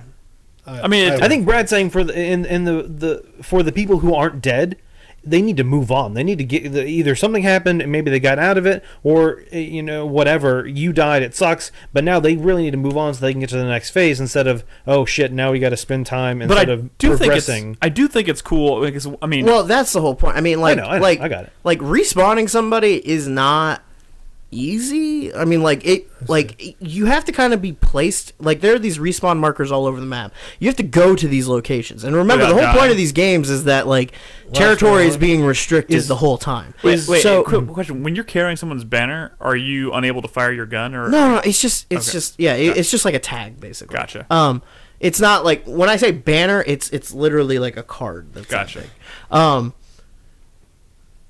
It is interesting because when you're playing team-based battle royale queues, manpower is everything. Yeah. So, like, if you're one player and your two teammates are dead and you get dropped on by a team of 3, you are dead. Like, unless you are just like the best in the world, you're probably not getting out of that alive. So there is a huge risk-reward factor to going through the trouble of trying to respawn somebody. And then not only that, you have to wait around for that person to drop in. It takes a little bit for that whole process to happen. And then when they drop in, they don't have any loot. So they have to re-loot again. So having that extra gun in the late game is everything, but you really gotta like work. It is for cool though to have a battle royale where there's a chance, like when you die, there is a slim chance that you can get pulled back in, and I would imagine that's really satisfying when it happens. What's up, Nolan? Is camping those respawn points a thing? Camping anything in battle royale is not a thing, really. Because you have to keep moving. I know you have to keep moving, but if you're going to move into a section where you know this is the safe area and there's a respawn point, have you seen or noticed people like, oh, I'm going to go wait out? Because that's the thing. In battle royale, it is absolutely like a viable strategy, and you'll see that all the time because hitting one of those respawn points is effectively no different than like going after a supply drop. It's effectively no different than like looting. I mean, it's another thing that makes you stop and deal with something while you're vulnerable. That is moving and fast, and this whole game is, I mean, the whole genre is about trying to get the drop on people when they least expect it and putting them down as fast as possible. So that's kind of what I was saying with the whole like respawning people is kind of a decision you have to make. If you can get away with it and you can do it safely, it's something that you definitely want to do. But if there's people around, you really shouldn't turn your back. Yeah. You know? So we're just noticing the ring closing. Yeah. It's very fast quickly. in this one. Very quickly. It's about the same speed as most of the others. And this is later in the game, I think. So it speeds up and gets more... I don't know How many if it speeds players up, but are it gets more damage. in this, like, per... So, again, it's all 3-man teams, but it's 60 total players, so 20 teams. Okay. Okay. Not exactly 100 people dropping on the one island, but... How many maps do you have right out of the gate? I mean, it's also... The map is also maybe... The map is probably not quite as big. It's a pretty big map. I think it's pretty well scaled for the number of people that are in it. So there's only one map right now. Yeah, it's a battle royale game. They all usually just operate on one map. Yeah. And they just change that map a lot. Mag had 255 people. Yeah, like fucking Mag. Fucking the first battle royale. Fucking, PUBG I think has maybe 3 maps now. Yeah, it does. And that's kind of like a big deal. But this is cool. I mean, it's okay. So let's talk about, I guess, the grander story involved here. So, what this means for EA, what this means for Respawn, what this means for Battle Royale, what this means for Titanfall. Well, yeah, we don't really know. Like, there's been a lot of discussion over the next day. Okay, so they hit over 1 million players in 8 hours. It's free to play. Wow. So they're like. The EA actually had an earnings call like this morning where they were talking to investors, and they're like crazy excited about this game. Yeah, they're crazy excited about this, and like Titanfall as an intellectual property in the future going forward seems to be something that they really want to focus on. This is going to be a hell of a lot. That does not mean that they are working on Titanfall 3 though. No, well they're not anymore. Yeah, I mean, okay, so like there's a whole thing like. I've been following Jason Schreier's like feed all day, and he keeps like saying things and then making corrections and posting other things, and like it's kind of hard to get a sense of what's going on, and everybody's kind of just like listening to him, to what he says, and running with it. He's got a ton of sources. He has a ton of sources, right? But like he was saying things like, so he was saying like, at first he was saying like that they were working on Titanfall 3 maybe or something, and then they said that he Okay, so basically what happened, I guess, what the clearest picture we have right now is that Respawn was working on Titanfall 3 and that it somehow just morphed into this. And we don't know if that's because they were worried about working with the same engine that they used Titanfall 2 for, and they wanted to restart production somewhere down the line with a new engine to make Titanfall 3 seem newer, or if this has completely replaced all plans to make Titanfall 3, or what. But the EA CEO today said something about there's new Titanfall experiences. Those were the words he used. A new Titanfall experience or something coming later this year. Yeah, what does that mean? Which we don't know what the fuck that means. Well, we don't know if it has to do with this, if this is going to get like some sort of Titanfall themed update,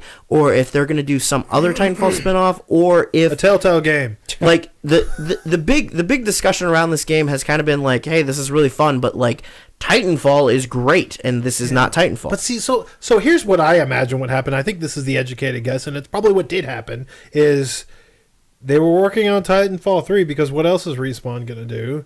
And then Fortnite happened, and they're like, we could probably do that. Mm-hmm. I mean, it seems like... And that's how this happened. The universe seems like a good fit for Battle Royale just to begin with. I'm pretty sure when Titanfall 2 wrapped, they're like, let's make a Battle Royale game. No, because it wasn't a phenomenon yet. And also Titanfall 2 was, as far as I remember, was not a financial success for them. No, it wasn't. No, yeah, So- and And that was the whole discourse around this game has kind of been bogged down with that whole discussion too of like how EA just like sent Titanfall 2 out on a ice floe to die, right and next how to it should have Battlefield been. 1 And How it that, should've and been, like different. the positive person in me wants to think that like, okay, we have this now, and this is obviously going to be popular. It's obviously going to be a successful venture for them, more successful than Titanfall 2. So maybe this is going to single-handedly like fund the big ultimate like Titanfall 3 we all want. See, that's what a lot of people online are saying, and like then I remember it's like, we're talking about. I don't know where he's getting this from, but Jason Schreier has been like adamant all day about like you're not getting Titanfall 3 because that's not what happens, dude. I guess. Like, look at fucking Shadow Complex, right? And then they started making mobile games that blew the fuck up. They're like, why would we ever make another Shadow Complex game? But Shadow Complex, Shadow Complex is a great game, but like let's not pretend that there is the same level of like public discourse going on about it now. No, it's not about that. Titanfall. It's not about that. What I'm saying is, like, but what you don't strike gold and then go back to mining for copper. That makes sense. You know what I mean? That works. That Which I mean, yeah, that's a good analogy, but I don't think that means that they're never gonna do Titanfall again. I mean, I'm saying the people are like, I think Epic might do another fucking Unreal game down the line, but I guarantee you, this is what Respawn's focus is now. For sure. Well, they're also doing a and Star they're working Wars on the game. Star Wars game. I don't see who makes Titanfall right now.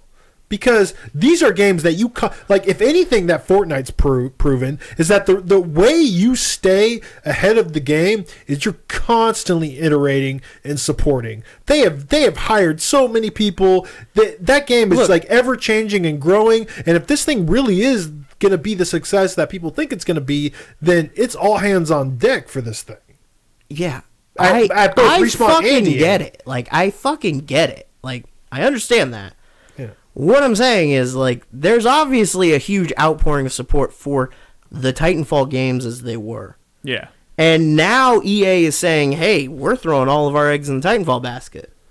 You're like, I understand that they are not actively in development or have, like, active plans for making a quote-unquote Titanfall 3 right now. But if you're telling me that that's going to be the same tune a year from now, I just don't know that I believe that. Here's another scenario, right? It is like, well, Titanfall's not working. Let's try this Battle Royale thing, right? They knew as soon as they launched this game that, okay, maybe we actually will now have the money and resources to make a Titanfall game in the future. That could have been a decision that was made overnight. That we just don't know about yet. Based on the popularity of this. Well, that's what I'm saying. Right? Well, while they could have launched this thing, this could have been their raison d'etre? No. What's the Cliffy B one? This could have been their. God. Radiant story. It started with an L, wasn't it? Radiant? Did you say Radiant? Wait, are you talking about Lawbreakers? No, the one after Lawbreakers. No, He did something after. Yes, he made that. We talked Motherfucker, about the Battle Royale game. Oh, Radical Heights. Radical Heights. This could have been the Radical Heights where, like, if this bombed, then of course you wouldn't have seen another Titanfall. I could absolutely see Titanfall 3 turning into this bombing, and then you would never see another Titanfall. Sure. But now, obviously, everyone's talking about it. It's huge. Everyone's downloading it. I'm sure they're already got like tons of money coming in. That's what I'm saying. Like they're looking at all the fucking money. They're looking at all the fucking response and the buzz, and they're seeing everyone going like, "We want Titans." But here's the question. So you're telling me that like we're never gonna get Titans again? It doesn't make any fucking sense. The popularity of this game will sell future copies of Titanfall. Well, here's I know in a way that I know, yeah. and you know what? I fucking want that to happen. I hope it does. I mean, this game's a lot of fun. I'm enjoying but the I don't shit think it's going to be their focus. Hypothetical question here, just spitballing. Maybe a good place to just kind of leave the conversation. But if this does inspire more Titanfall, like another Titanfall, does the success of this ultimately end up giving us Titanfall 3 as a proper sequel to Titanfall 2, or do they eventually just over time develop this and suddenly we have this game in a year or 2 years suddenly has Titans and looks a hell of a lot better? Okay. I was gonna save this for my 4-player minute, but fuck you, because I said that like a year ago. What? Remember, we had a viewer question that was like, "Hey, if you could take one game and turn it into a different genre, what would you do?" And I distinctly remember my response was take Titanfall and make it a battle royale game. Yeah, I don't remember You were probably that. thinking of mechs when you said I that. was definitely thinking of mechs when I said that. I thought it would be great if everyone had Titans, or if there was a game mode where it was like 100 people fighting over one Titan that was really powerful. That would be fucking amazing. And if they end up doing that in this game, if they like a year from now are like, okay, we got to get Titans back into this somehow, so they like rebalance everything, or they make a new story mode, or they make a new fucking gameplay mode or something that's focused on Titans. You're gonna see a Titan, but it's gonna be like like the superpowered weapons like in Fortnite, or like turning into Thanos, right? Yeah. They'll probably make like a super mech that everyone's trying to get that one mech, because once you get it, you're killing waves of dudes. And like that's totally realistic for this game. Yeah, I could see that. Like happening. absolutely. Like this is. Still I hope that does happen. That's all I want. I hope it does too. The question is, you say that's all you want. Would you be happy if that happened and then they were like, "Well, you're not going to get a sequel"? I want to play a shooter with Titans. Fair enough. I don't care if it's another Titanfall 3 per se. Now, I will say that Titanfall 2 was an incredible game, and if they did something on that level again, I would absolutely be thrilled. But if the choice is put Titans in this or don't ever get Titans again, I will take Titans in this any fucking day of the week. Sure. There we go. It's like a waste of money. We're in a world where Call of Duty decided not to do a campaign. Years ago. It is the Wild West of first-person shooters right now. Yeah, they've been doing that for a while. But no, last year was the first one with no campaign. No, didn't they do one without a campaign before? No. This is the first one. one. They did Black Ops. I'm saying one of them released an online-only version. People are so laser-focused on Battle Royale now. Asking questions about the future of the series that morphed into this is really not what we should be discussing right now.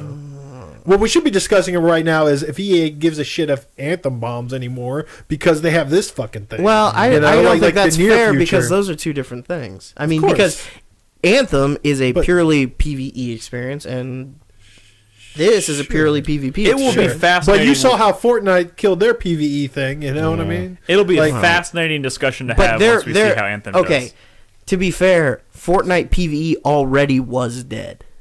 Okay. And Fortnite kind of like saved it. Relative to Fortnite. There are more people who played PvE Fortnite after Battle Royale came out probably than before. Sure. Relative, yeah. But yeah. All right, we need to move on. But like I said, I think that'll be a really interesting conversation to have, especially once we see Anthem come out. We'll have a full picture of like how these two things are going to coexist. Yeah. But it's going to be weird. This game is really fucking cool, and I'm going to play a shit ton. It looks cool. Yeah. It looks. Here's cool. the question: when are we going to see our next Unreal Tournament game from Epic? They have the money. Anyways, we're going to take a quick break, guys. When we come back, we have a few quick games to cover when we come back, and then also one more news topic, and then we're going to answer some questions from you guys on Patreon. So if you're watching us live, don't go anywhere. We'll be right back.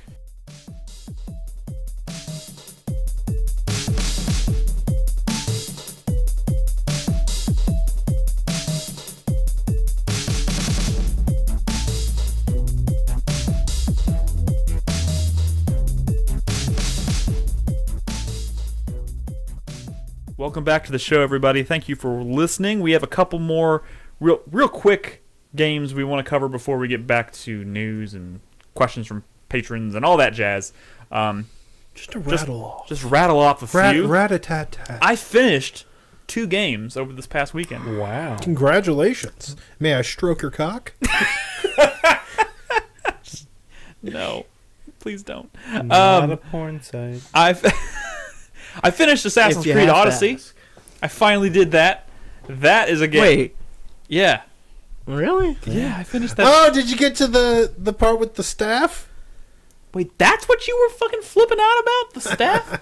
Well, having someone describe that to me was pretty crazy. Wait, that thing you were freaking out about that was like so ridiculous and hilarious was something that something described to you? Was it not ridiculous? No. It sounded ridiculous. It's kind of ridiculous. I mean, not any more ridiculous than anything else in the fucking How does she series. put on pants? How does she put on pants now? Her pantsuit. How did she put on her pantsuit? How did she put on her pantsuit? Was there staff stroking? Maybe he doesn't know. Yeah. Maybe No, he didn't I get it. know I don't think he exactly what you're understands- talking I don't about. think he understands the full implication. Ooh. Wait, what do you...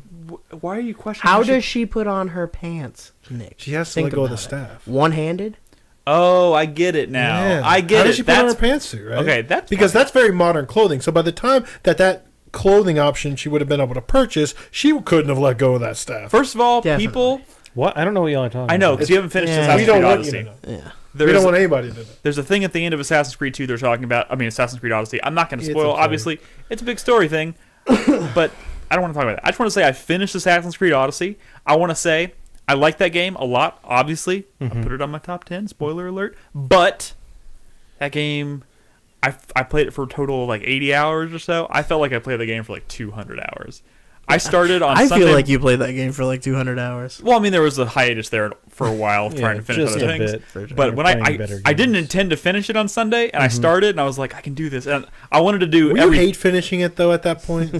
No, I mean, the things that I wanted to do were things that I really wanted to do. Like, I wanted to kill all the cultists, which I did. Okay. I wanted to take all the mythological creatures, which I did.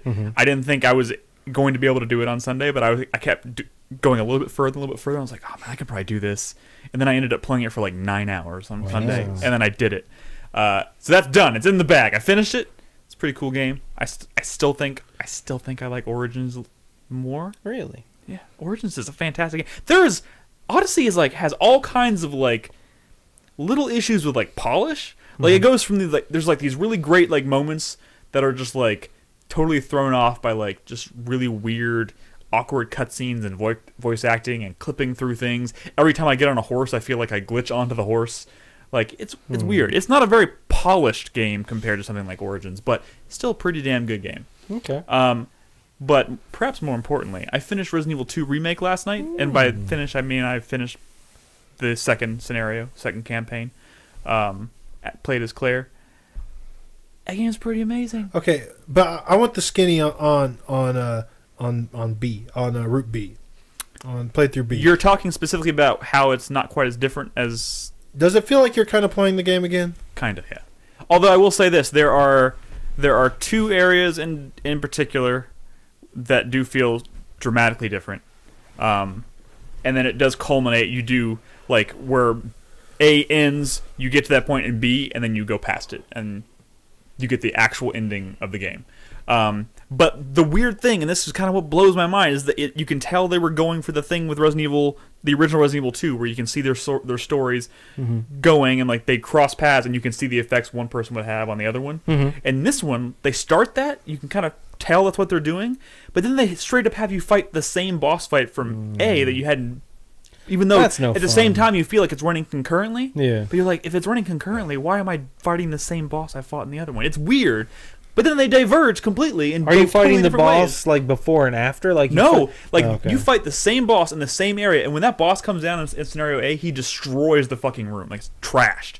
You go through that same room, it's pristine. He comes crashing through again, ruins the room the second That's no time, and you're good. like, Yeah, it's almost weird. It's almost like But I will say there are enough diversions where it does feel there is plenty of content in B. Could have been budget limitations, you know. It could have been. Like it totally could have been. Like I was talking about this on my stream a little bit last night, in that the best possible way that I think they could have actually remade this game, even though this isn't realistic, they didn't know this thing was going to blow up in terms of hype and sales like it did. Yeah. But it would have been able to take the ideas that they were teasing in the original Resident Evil 2, like the 2 playthroughs, like the item zapping system where you can save some items for the next playthrough, right? Yeah. And really turned like this idea of 2 playthroughs into like a more serious like mechanic where every item in the fucking Wait, have you told your idea yet?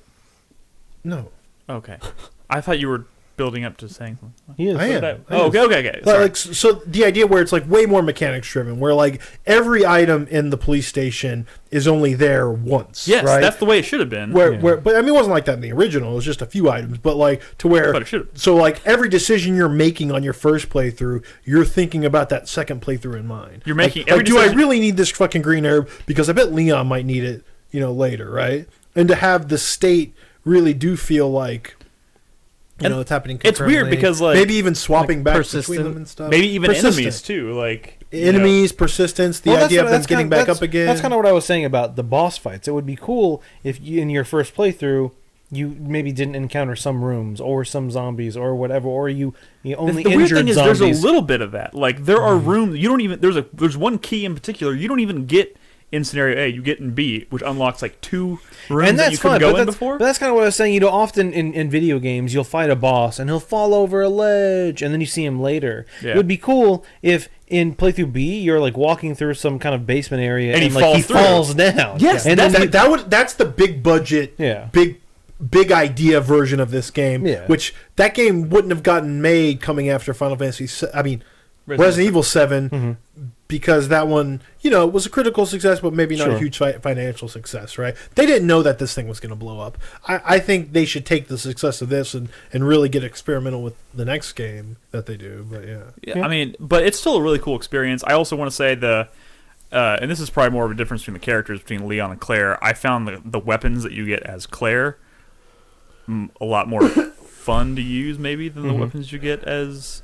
There's more of them too. You get more weapons when you play as Claire than you do when you get Leon. Like you get like 2 different. It's the fact that Mr. X is in both A and B. He's in both, which is the problem. Here's the weird thing. In the original game, he was only in B. I know. And what's even weirder about this is that he shows up in the same places in both scenarios, and like there are parts where like you're seeing Claire interact with Leon, and you see that happen from both ends. You're like, okay, that's a moment where they connect and the stories are running concurrently, and then. He shows up in the same places, does the same things, but then like he shows up in one area as like a boss fight, and you kill him in one, and then he shows up in Claire's, and he dies a completely different way, like outside of a boss fight, and you're just like, but wait, so are there 2? And what's going on? It doesn't make any sense. Budget thing. It's weird. It's got to be a budget thing. It's like they wanted to do that, but they didn't kind of fully commit to it. Maybe Mr. X exists in a quantum state. Maybe it is. Okay. Although I also did watch Resident Evil Damnation, the second CGI movie, and there are 2 Mr. X's in that. Okay. That movie's dumb. Why not Mr. X and Mr. Y? Are there 2 William Birkins? Because come on. No. Why not Mr. X and Triple X? I will say this: Resident Evil 2 remake, fucking amazing game. Yeah, absolutely fucking amazing game. I loved every second of it. What was I gonna say? I played the 4th Survivor mode as well last night, the hunk mode. I played it once. I got to basically the end where you're literally running through the whole map as one of the special ops guys trying to get back up to the police station where they can evacuate you, and you have a shit ton of ammo, but you don't pick anything up, so you're just running through, just mowing down zombies and stuff, but you got to survive to get back to the top. I got all the way to the very fucking top, and I died, and I was like, "Yep, that's it for me. I'm not doing that again." But it's cool that it exists. That's all I'll say about that. I'll talk more about Resident Evil 2 when that DLC comes out, because I'm gonna play the shit out of all that. Anyways, Crispy, you've been playing a game? I've been playing. How's that going? How's Subnautica going? I've been playing Subnautica. It's pretty dope. How you doing? Pretty dope, right? Where you at? What you got? You I'm doing pretty good, guys. Get that Cyclops. So I've been playing the last couple weekends. I've been playing it on my stream, and I finally have been making some like real progress. Like I feel like before I was kind of just like futzing around, building my base a little bit, this, that, and the other thing. And then within the last 2 weeks, I've gone from like having like 2-3 room base with a Seamoth to having like the moon pool, having a bunch of the equipment I didn't have before, having a Cyclops now, having explored the Aurora with pretty much completely with the exception of the captain's quarters. Are you operating in one base right now? I'm still on one base right now, but I'm starting to think about where I'm going to build again because I've been doing a little bit of reading on the side, and I know that at a certain point I have to start building like sensor rooms and shit. So I got to start like figuring out where I'm going to place those around the map. But like as soon as I built my Cyclops, I stocked it up with a bunch of supplies, and I was like, I'm gonna just head out and see what's out there, and just going on. Isn't that great? I'm just gonna fucking go and see what's out there, and it's fucking, huh? Well, yeah, go ahead. It's fucking great. Like it like. You feel the free. Cyclops adds like this whole nother layer to the experience that is like so fucking cool. I really thought it was just gonna be like the Seamoth but bigger. Yeah. But it's like no. like even like piloting base. it, like operating the whole thing, like is I love the fucking feeling great. of taking the Seamoth and docking it into the thing. And then I getting know. Out. Oh my god. Oh my god, I fucking love that's that. everything, right? That's It's everything. I so love cool. that. Like, I mean, like hearing noises while I'm piloting the ship, and then like noises. like fucking cycling through all the ventral cameras and shit, and like looking around and like working the fucking floodlights and everything. Like that shit is so fucking cool. It's so fucking cool that I'm almost mad this game doesn't take place in space. My only complaint Yeah. is that you can't have both the Seamoth and the Prawn. prawn suit. What would be cool is if the Seamoth could dock into the prawn suit. You know what I'm saying? Like you could have like a the little cockpit of the the cockpit of the prawn. that would be fucking awesome. Yeah. So you could travel around with all of them. And you could have your prawn suit for drilling and stuff, and then you just see something off in the distance. You just hop out. It'd be cool if you can land the prawn suit on top of Ooh, the there you go. Cyclops. Yeah. That would be cool. Or like dock something on. But then like, you on the accidentally hull. knock it off. Oh, it's so cool. But Gotta go get it. but that first time that I like struck out with my Cyclops, which I painted it yellow and blue, and I called it the Belafonte. And Nice. I called my Seamoth Deep Search. There you go. But because of course I had to, right? Yeah, of course. I did I'm too. just like I too did too. much of a hipster. I did Samus's ship colors for my Seamoth. Oh, that's pretty. The gunship. That's pretty cool. But the first time I went out, I was out there, and I learned what a Reaper is. Yeah. I'd never seen a Reaper before, and then it fucking destroyed my ship. And I'm like standing on the bridge, everything's on fire, and the voice is like, abandoned ship. And I'm like, what? And the ship exploded, and I died, and I just like turned off the game.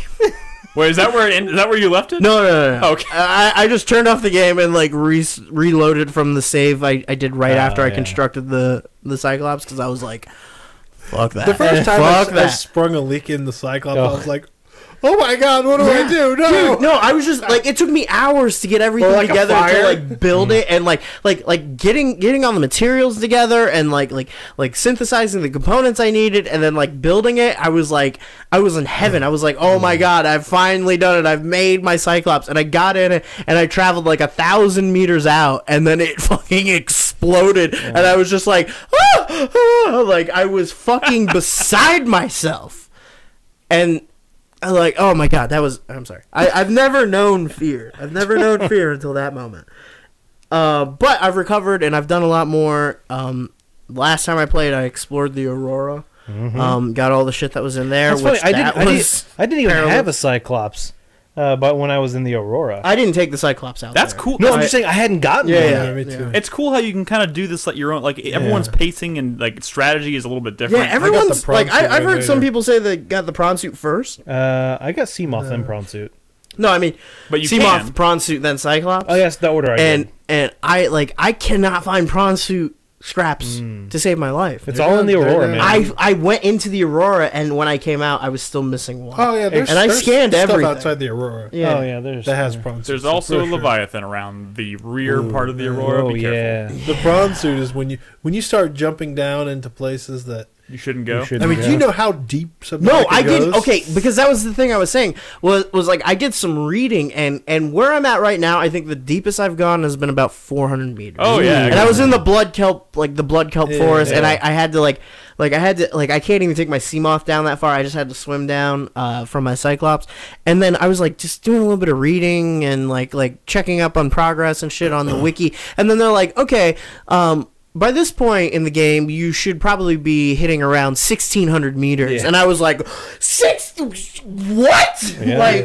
1,600 meters? I'm only 400 meters! dude. It's big. What I'm trying to... And I put 20 hours into the game! I know, it's so great. And what's, like...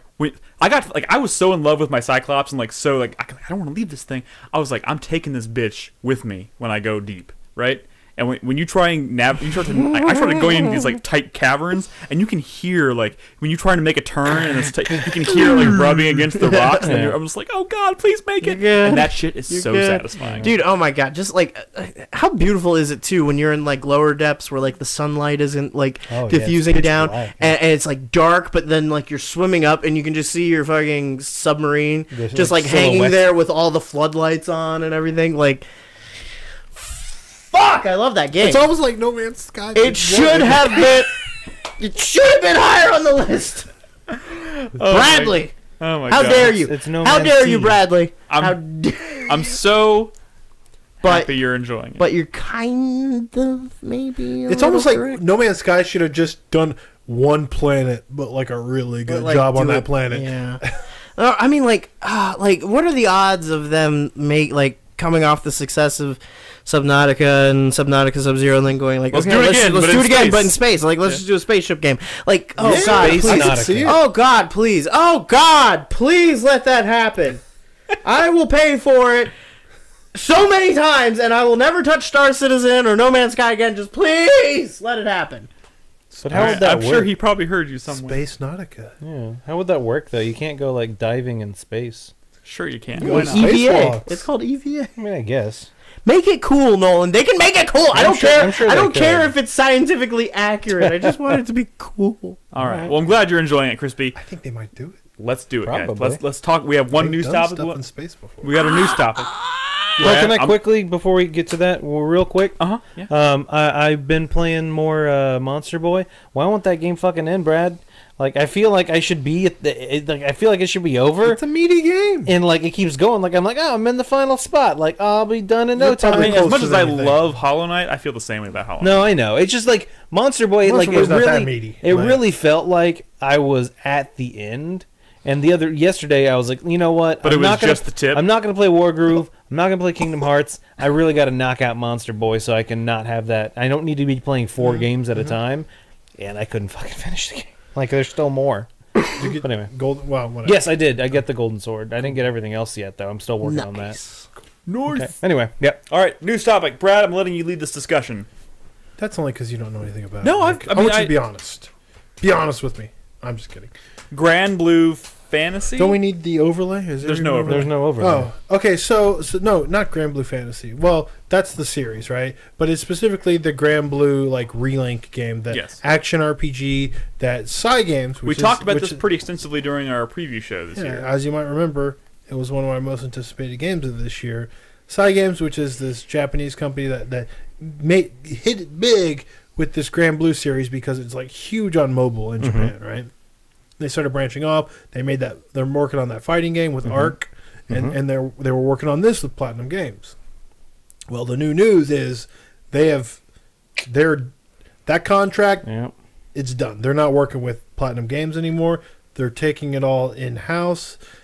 But the question is, did they just complete their work on it, or have they? They are removing logos. Yeah, the fact that they're removing logos. If Platinum Games finished their work, they would not be removing logos. That's a good point.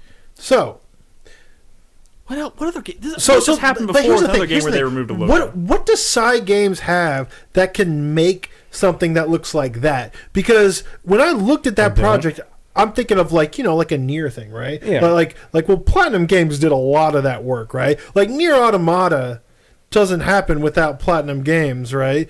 We love, Yoko Taro and everything, but like like him and a small team doesn't make that game. Granted, there's a lot of people at Cygames, right? But what I don't understand. So let's talk about the implications for Platinum Games. This is where it gets a little scary, right? Because they had that big project with Microsoft, obviously, that got canceled, and they were like, dude, if Nier Automata wasn't a success, we probably wouldn't exist anymore. Wait, which project? Scalebound. I just wanted to hear you say it. Okay. That's fucked up. Because of what happened with Scalebound, if Nier Automata wasn't a success, which, hey, was a surprise that it was a success in the first place, Understatement of the year. Might not be around anymore. That was a couple of years ago at this point, right? So now they have some new projects. To see this thing go bad with Granblue, you know. Also, they announced that mobile game that looked kind of like Okami. It's like an action game. I think that I think that went away. What's the other one they're working on? The one. Which one? It's like a mech game they're working on. Or no, the Babylon, right? Is it? Okay, yeah. Babylon's Fall or some shit like that. Yeah. I mean, that's still coming out right? But I'm saying, when you're a company like Platinum Games that depends on a lot of contract work, you're kind of, it's like working paycheck to paycheck. It's contract to contract. And when one of those falls apart, all of a sudden you have all of these people in the studio who are no longer, they're just, you can move them over to other projects, but you still have to pay them, right? And all of a sudden, that just blows up your budgets for your other projects. So, I wonder, like, what does this mean? Is Platinum Games hard to work with? This is. I think if they were hard to work with, we would have heard about it by now. Well, I mean, they're jumping around. I mean, they've worked with a lot of different publishers, right? But they're not like they didn't stick with Sega. They didn't stick with. I mean, but from the beginning, this project wasn't a Platinum Games project. This was working with Platinum Games to make this project. So maybe I get the impression that maybe Platinum Games didn't have as much creative control over the project as they would have liked. Creative control, no, but I'm assuming that they were doing a lot of like the manpower, like making. That game a video game, right? Because but this is a mobile game developer. But at the end of the day, it might have been Cygames. Is it Cygames? Cygames. It might have been Cygames who was like, "Hey, this is not what we want the game to be, so we're gonna want to change it." And you saw that footage. I mean, that didn't look like a game that was like early on in development. I mean, that doesn't matter, Brad. There's. I mean, you read Blood, Sweat, and Pixels. Just because a game's in a development for years doesn't mean that like things can't change and all of a sudden decisions are made and they want to go a different route. And maybe Platinum was like, we don't want to go that. It also route. could have been the lowest common denominator for Platinum. If they could have had an opportunity to work on a big project, and like they're like, the only way we can make it work is if we stop doing something else. Well, I mean, I don't think that with a company like Platinum, I don't think that happens. I think this is ultimately a decision. Just spitballing here. This is a decision I think from Cygames, but. Who knows why? I don't know if we'll ever know why. What does it mean Maybe for Platinum? Cygames doesn't want someone else getting the credit for this game. I don't know. And like they're just like, we're gonna do it ourselves. I mean, they're removing logos. We've gone through this with Kojima before. Yeah. I don't think it was amicable. Maybe Kamiya blocked the wrong person on Twitter, and they're just like, "Fuck you." You never know. It's troubling. I was very excited about this game. I don't even know what to think about this game anymore. Yeah. And as always, I'm worried about Platinum. I feel like we've been in this position where we're worried about Platinum a lot, and it always kind of comes back around. You know what I mean? Yeah, but that doesn't. I'm just saying, like, it can only come back around so many times. Nick. Historically speaking, like they got shit canned after Okami. But I think originally back in the day. After the success of Nier Automata, I don't think they're in any danger right now. Well, I mean, because like you gotta imagine, remember they worked on that Star Fox game. But you got to imagine, like forgot about that. You got to imagine that after doing Nier Automata, they're probably being put in charge of the next Nier game, which is, I would imagine. Right, yeah, but again, I can't even believe I'm saying that. We might get another Nier game, but like that was so successful that like absolutely they're going to greenlight a third Nier game, right? And like they're only going to let Platinum do that at this point. I don't know. Nier might be paying Platinum's bills for a while. It's weird to think about that. They also got Bayonetta 3 coming. Bayonetta is a big Doesn't thing. Yoko Taro seem like the kind of Switch guy now. though that like Bayonetta 2 was relegated to the Wii U when it came out. Like this, I think Bayonetta 3 will sell well because of the Switch. Yeah, it'll sell better than 2.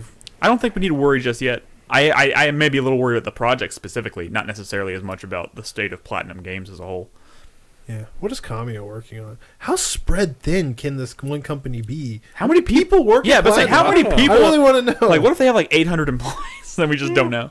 I mean, they at some point they kind of have to, right? Their office is a giant skyscraper that turns into a robot. So, So like Fact. True fact. Yeah, that's true. I don't know.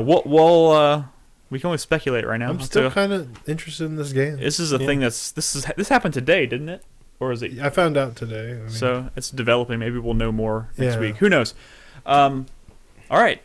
Oh, and Unknown Are you Addict in chat says kidding me? 209 that has to be an employees. old number. There's no way they're working on like 5 things right now. I mean, that means they they have Japanese employees. That means they Yeah, probably have a sure. team of like Every Japanese programmer is 35, 40 people working on 5 5. different games. Oh man. There's like 5 American programmers. That actually is a joke, but you know, Japanese business practices are actually kind of fucked. So I take that joke back. Yep. Recanted. Brad has recanted. All right. Yeah. It is time to answer questions from our supporters on Patreon. Yay. We have 8 questions today. Also, I think we had a couple questions Before that, Nick, I'm Yes. going to list some new patrons. Wonderful. Nick, I have Discord up too. Oh, cool. We have a couple new patrons. Wonderful. Nick, Oh! not him, a different Nick. Well, thank you, Nick. Yeah. Not me. Yitz62. It's Yitz? YTS62. Oh, YTS, cool. Robbie. Oh. And Wait, what's that? Oh. Robbie. And Robbie might not be new, but thank you again, Robbie. It's nice to hear all these names. And Colin. Colin. So Thank you. YTS, Colin, Nick. Nick, And Robbie. Mm-hmm. Thanp you guys. We appreciate it. Like I said, guys, too, if you want to support us on Patreon, you will get early access to all of our Game of the Year videos. I'm going to be adding 2 tonight, Carlos's and Brad's Jimmy's video will go up tonight. So if you're a supporter on Patreon at any tier, you'll be able to watch those later tonight. And of course, we're trying to save up right now. We're trying to save up, get some money to invest in some headphones that'll hopefully help us kind of keep tabs on the audio quality of the show while we're recording. Oh, also, keep going, Nolan. I have a special thank you to send to someone. I got to pull up the name here in a second. So our first question from patrons this week comes from one of our new patrons, Robbie.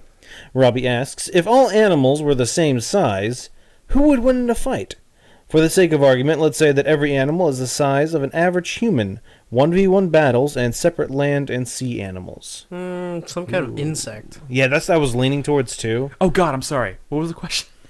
You're a horrible I person. know, I'm sorry. If all animals were the same size, Like who would ant. win in a 1v1 battle?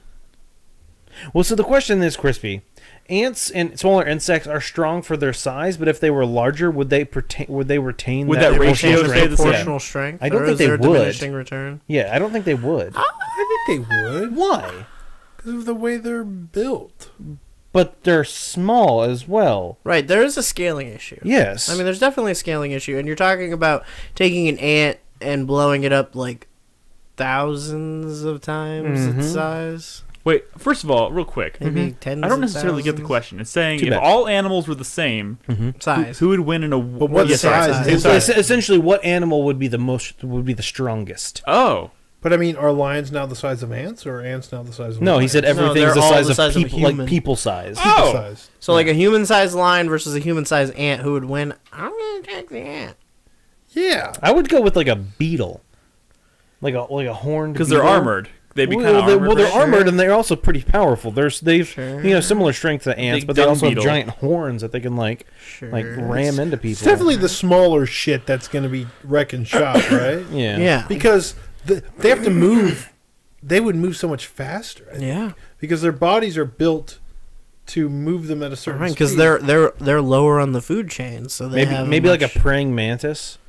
Oh my god, like a grasshopper would be a horrible. praying mantis could eat anything's head. All I can tell you is that it would be a terrifying world to live in if all animals were the size Yeah, of humans. Spiders! Oh my god, spiders! Oh god, someone had some spiders. A Oh, human-sized man. spider. Imagine a daddy long Oh! legs. Wait, can they still shoot webs? Because if so, then yeah, Jesus Christ. Oh God. Is that thing about daddy long legs true? Where they like have They like enough of the- BDSM. poison? Oh, what? Yeah, I'm pretty sure that's. Yeah. I'm It's pretty part sure of Yeah, that that's is true. they're into BDSM. Well, they don't. They No, want you to that call thing- him daddy. That thing where like they have And enough they like poison bondage. to kill a human, but like They're too small. they're I Like, don't they're think too that small. is accurate. I'm pretty sure that's. That sounds like an It's urban not myth. entirely yeah. accurate. It's an urban myth. I'm pretty sure it's. They don't have enough Yeah, I'm gonna say ant, poison. venom. fire ant, They would still kill me. I would have a heart attack. or some kind of bullet ant. Ooh, bullet Yeah, ant, dude, there's a YouTube channel where this dude just gets like the most dangerous insects in the world and gets them to sting him, Okay, that's and it's smart. fucking horrible. Sounds And like I a don't know, Jackass I don't know Discovery why. Channel. What is Well, this? yeah, I mean, it's like ostensibly for like educational purposes, but it's a lot of like a fucking demon bee stinging him in the arm, and then him spending like an hour going like, I'm gonna die, I'm gonna fucking die. Like Every episode just Dude, it's- devolves into. yeah, it's kind of like he's like, oh my god, I thought the bullet ant was the worst thing in the world, but this is way worse. Like, God, who? Oh God, talk about one of the worst jobs in the world. Who does that? I don't know. He does, It's Nick. infuriating to watch. I mean, if a Black Widow has enough poison to like kill a human, right? If they're the size of a human, that poison can kill anything. Yeah, with like but a I'm- scratch, Probably. But I'm right? pretty sure there's they- enough poison in there. If they were the size of a human, they would probably just bite your head off anyways. maybe. Like their pinchers would probably just. Yeah. But their breath probably has enough poison. Do spiders have breaths? breath Sorry, weapon, you say do spiders Do have breaths spiders or breathe? breath? Breaths. like a breath weapon attack, like a dragon. Do spiders breathe? Well, like through a mouth. Yeah. Yes. Okay. They also eat through the mouth. Yeah, I guess that's true. A human-sized cockroach. No. Oh God, why would I'd you? let Oh the my God. spider take me. You guys ever seen the movie Honey We Shrunk Well, Ourselves? think about this. Cockroaches are so low to the ground, they're so flat that if they became the size of humans, they would have to be like super fucking long. Dude, but they could still flatten themselves out Well, Nick, the to question. like a really. Well, Nick, the question is define size of human. Does that mean like if we I'm were saying if laying they're on as the tall ground? as us. Well, that's different. That's As very tall as different. Shaquille Oh my O'Neal. God! Can we move on to the next question? All right, next question from Gonzo Lude. Oh, To all I of the touched the PC, wire. to all of the PC gamers in the room, how long did it take you to adjust to WASD keys to move instead of the arrow keys? I was always that guy who would set the movement controls to the arrow keys until around 2006 because I was so used to them from the good old days of PC gaming. I feel targeted. Dude, everything back. Yeah. No, he's talking about No, he arrow said- keys to WASD. From back in the day, you used to move with the I arrow know, but keys. he said to all PC gamers in the Oh, room. he's just saying the people that made that transition. He's saying not you. Yeah. No, it's- Not long is the Yeah, it answer. doesn't take long. You know, Yeah. nothing takes that long if you play enough shit. Yeah. Yeah, I don't. I It feel didn't like- I take feel like me long. I don't playing even play games- that many PC I games. feel like playing games has taught us you don't necessarily want. Not all WASDing is created equal, Correct. Nick. But I will say, I think playing games and all these different games with all these different control schemes, I think it's trained us to like adapt to these kinds of things like maybe quicker than the average person. So if you play a lot of games, I bet you could pick up WASD and no problem. WASD? All right, moving on. Fuzzy Turd. My first exposure to you guys, was back from those Justin TV clips of Brad playing Fatal Frame. I'd always look up scary games on YouTube back before commentaries were popular when I saw those 2-pixel video clips of Brad screaming in horror a decade ago. I tried my best to find more of you guys and didn't realize how YouTube worked back then, so I didn't think of going to your channel to see more. I did end up rewatching the clips I did know about for entertainment until I found the podcast around 6 years ago. Anyway, what 4PP moments bring you the most nostalgia?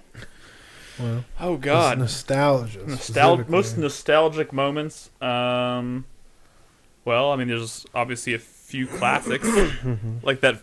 My favorite moment, I think, is always one of my favorite moments was the first time we did Project M, and we were sitting down to start. This was back when we were like literally just pointing the camera at 4 of us sitting side by side with the 4 little mini TVs set up in the N64s, right? And we're getting ready to start after setting up all this shit, and then. Was it Travis got up to go to the bathroom or something like that, and then Brad just starts screaming, "Go, go, go!" Yeah. And we all started playing without Travis. That was a pretty great moment. Specifically nostalgic though, like. Are we talking about just nostalgic in terms of like? Anything. Well, I don't know if this answers the question, but the other day I was in the shower thinking about. Tell me more. I guess this is minor, but I was thinking about 4-player stuff, and I was thinking about episode 400, and I kind of like had just forgotten a lot about it, and then I was like, oh my god, yeah, we did that whole thing, and it was a lot of fun, and like everybody was there. That was Everyone except for Travis was there, right? It did. Dude, that was like 189 episodes ago. I know that's That nuts. was a long time ago. that was a fun day. 4-player D&D, that was good. Yeah. The camping trip? Somebody Oh, posted God. gifts from the camping Dude, trip the other camping day, trip and was I a was like, oh my disaster. god, we went on a camping trip. I forgot about that. The camping trip was a disaster. We should do that again. Yeah, Oh. That was just a bad. Yeah, it was just a campsite. bad time to go. Everything in the weather was Hey, bad. but we fucking did it. You know what? And you know what? That fucking what? Say, help me out here. The words, the fireplace. That we went out and bought the fire pit. Oh, yeah, the fire pit. Stayed in my backyard for like 2 years after that, and Yeah. just turned like rust.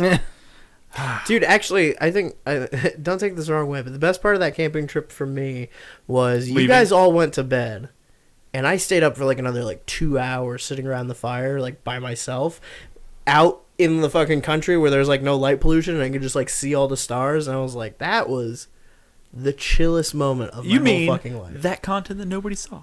That content that only I saw. And because of that, you fucker, you slept in while we, made breakfast and put all the shit cleaned up. up, and I made delicious pancakes. Sorry. Nostalgic moment for me. One of my favorite moments that's been immortalized on television is, of course, Project Natal, or the Connect event. That was fun.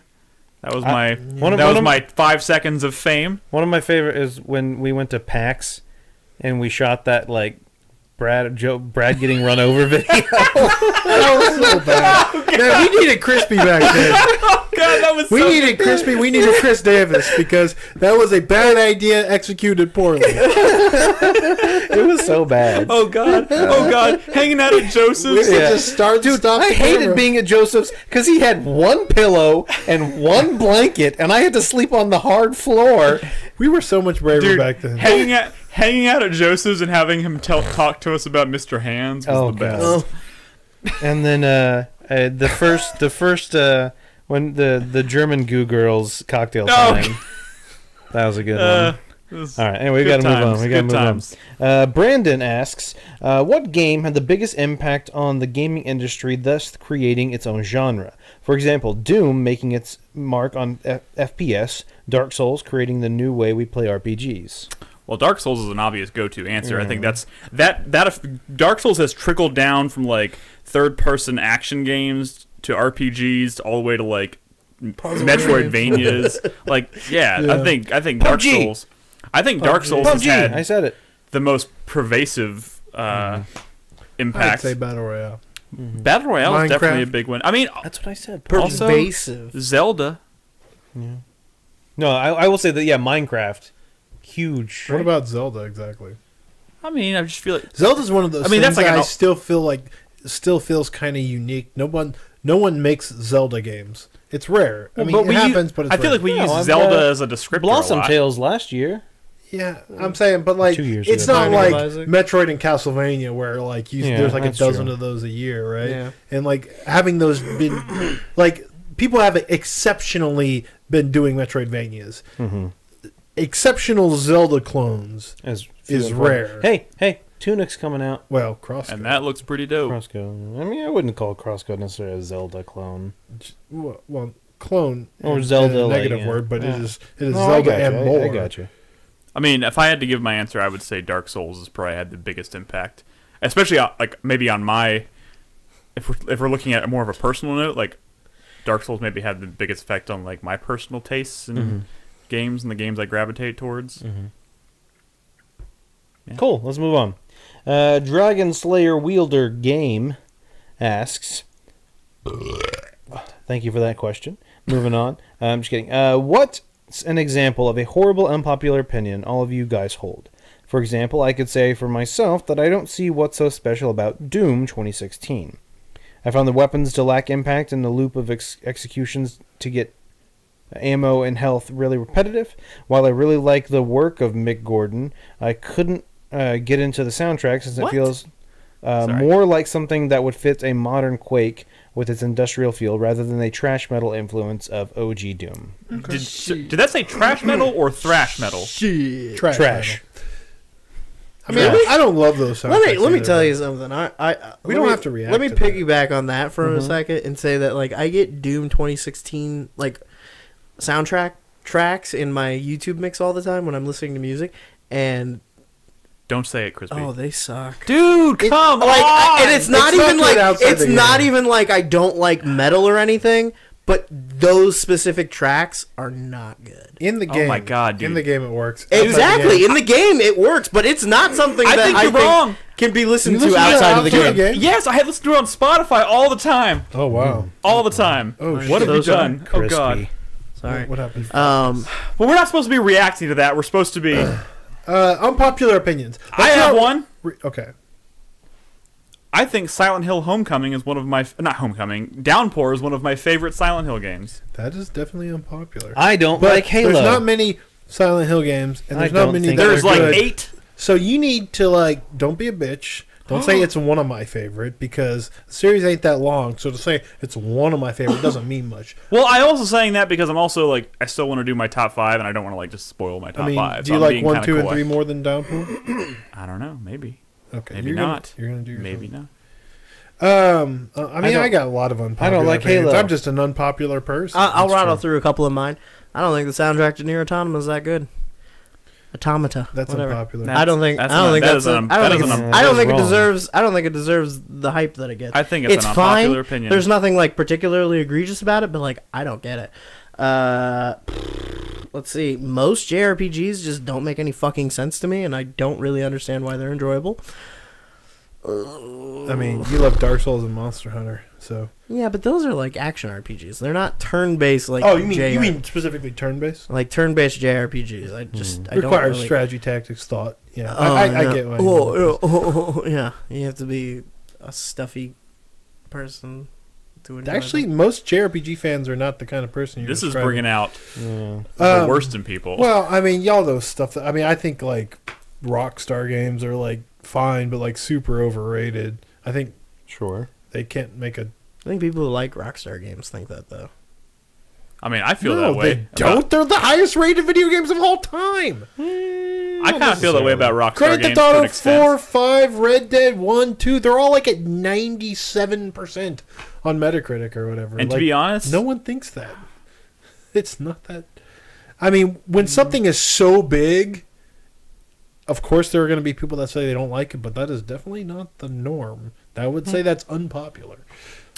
I mean, all right, let's we're move on. talking about a modern, more a more current unpopular opinion. Maybe is that I think battle royale as a genre is like one of the worst things to happen to the industry in a while. Personally, those are really because you're not good. Wow, that's a really brave stance to take, Nick. I've never heard anyone say that. All right, let's move on. J Press asks, I'm playing Kingdom Hearts 3, and I think I've finally come to the realization that the Square Enix menu sound they've been using for God knows how long is truly grating at this point. Can you think of any sounds in games that get under your skin? That's a good question. Those are some pretty bold sound effects they use that can get very annoying in their menus. There's definitely some, and I'm trying to remember... That noise that was in the enemy noise that was in that demo we played at PAX South was pretty bad. Obnoxious. Although that was a glitch. That was probably I'm pretty glitch, yeah. That was playing. What was that? Bastard, tiny bastards. Mm-hmm. Oh man, there is nothing coming to mind for me right now. Dude, I don't know if the fucking. I love Super Mario World 2, Yoshi's Island, but the fucking Baby Mario crying. Oh my god, that is that's so fucking annoying. I got one. Persona 3, 4, and 5 aren't that great. That's not the last question, but yeah. I know. I don't know. Sounds that are annoying. Brad. Man, there. I got a fucking good one. Mm-hmm. The thing, Yoku's Island Express. Ooh. The fucking you do like the little party horn. Yes.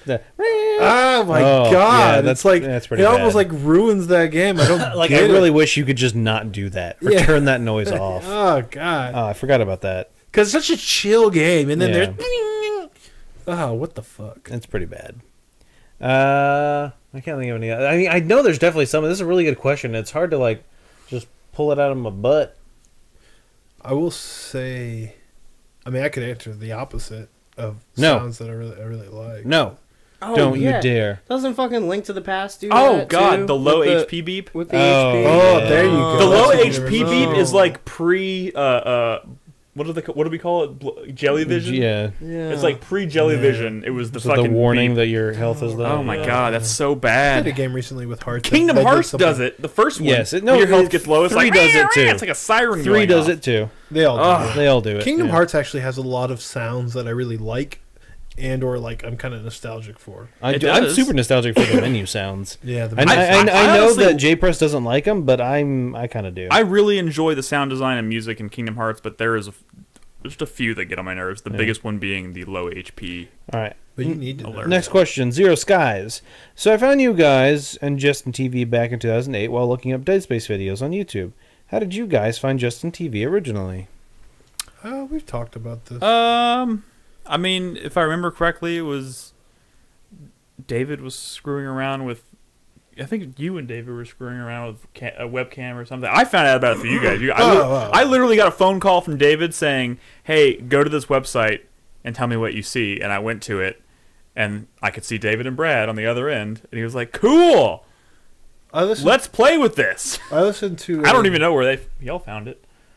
I listened to a daily live video game podcast that started streaming on Justin TV at some point, and this was like really early on, and that's when I kind of heard about it, and I started looking at stuff. But back then there wasn't people playing video games. It was just like the IRL stuff you see on Twitch now. That's all Justin TV was. Yeah, and yeah. So I mean that was back when it first started. So. Yeah, it was pretty. I mean, before we'd started playing games, a few people were playing games on there, Mm-hmm. but it wasn't like the popular shit. It was the rare shit on there, you know. All right. Final question from patrons. Live at the Milky Way asks an interesting question.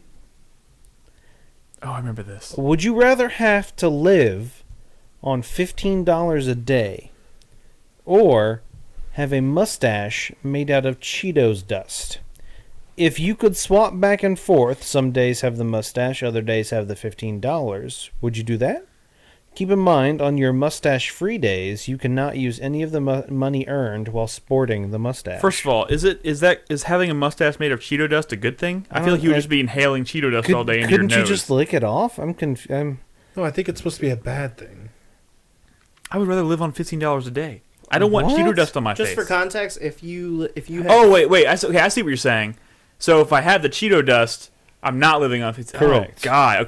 Okay. Sorry, I was looking at it the wrong way. just for context, Oh. $15 a day would be $5,475 a year. How much? Okay. Oh, $5,400 a year. Oh God. How much do you make right now, Nick? Do you make more than that or less? How much did you pull down last year before taxes? I will neither confirm or deny anything. Okay. Just stop me when I get $30,000 a year. What the? What $32,000? are we doing? No, this is not happening right now. $35,000 a year. I would rather have the Cheeto dust. $40,000 a year. Oh God, that would be awful though. You'd be constantly inhaling Cheeto dust into your $41,000. nose. How much money do you make, Nick?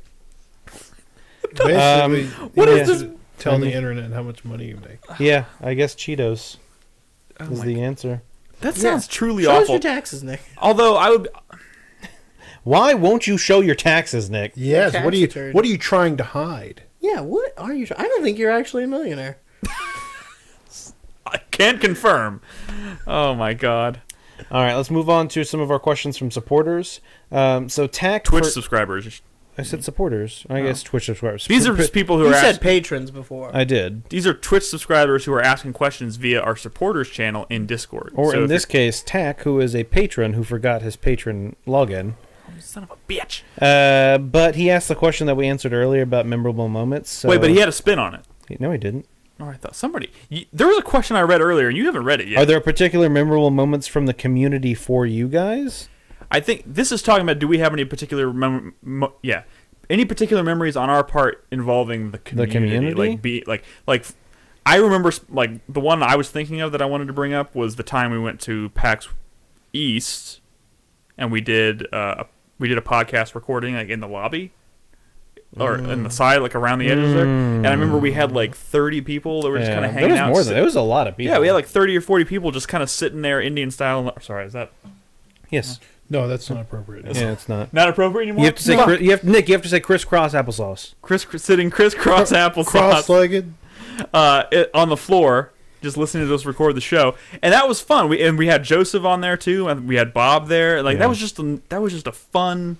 It was. That was a good one. The thing was, it wasn't like we didn't have a room. We just literally found 4 chairs or 5 chairs and just dragged them across the show floor to be next to each other. Yeah.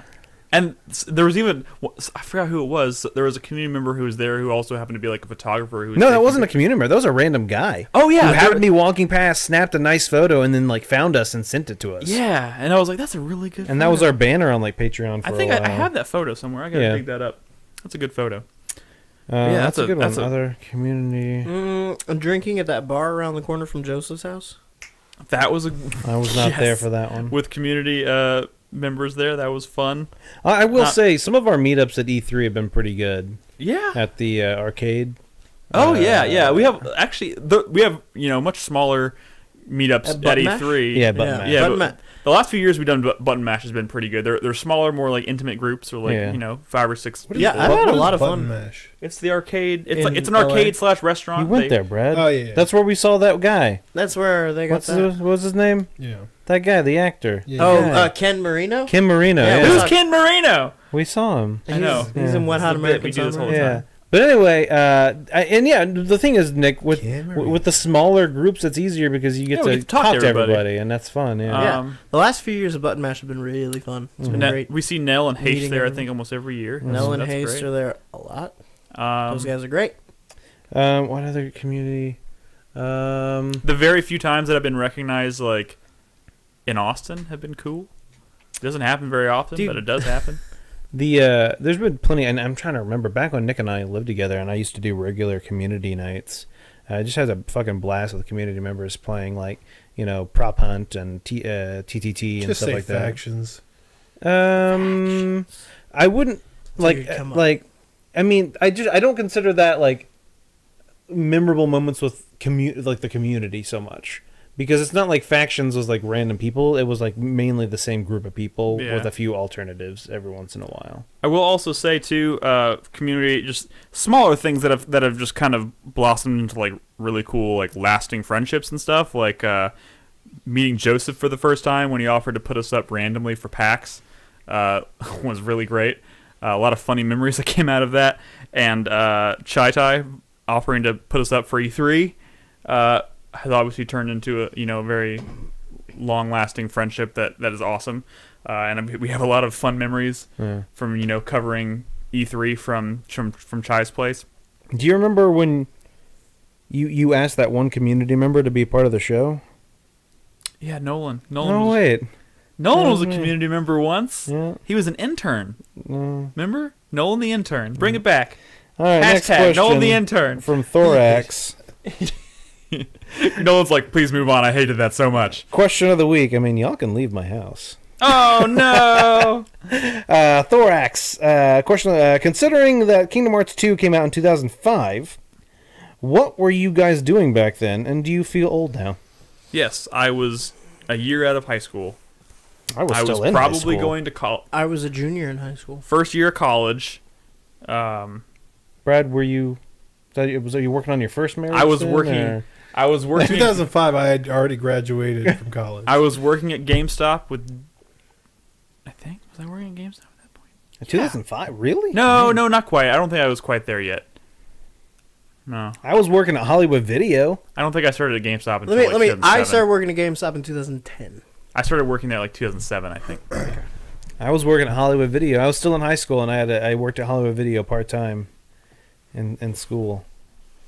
2005, I was. And I was playing a shit ton of video games. I can tell you that.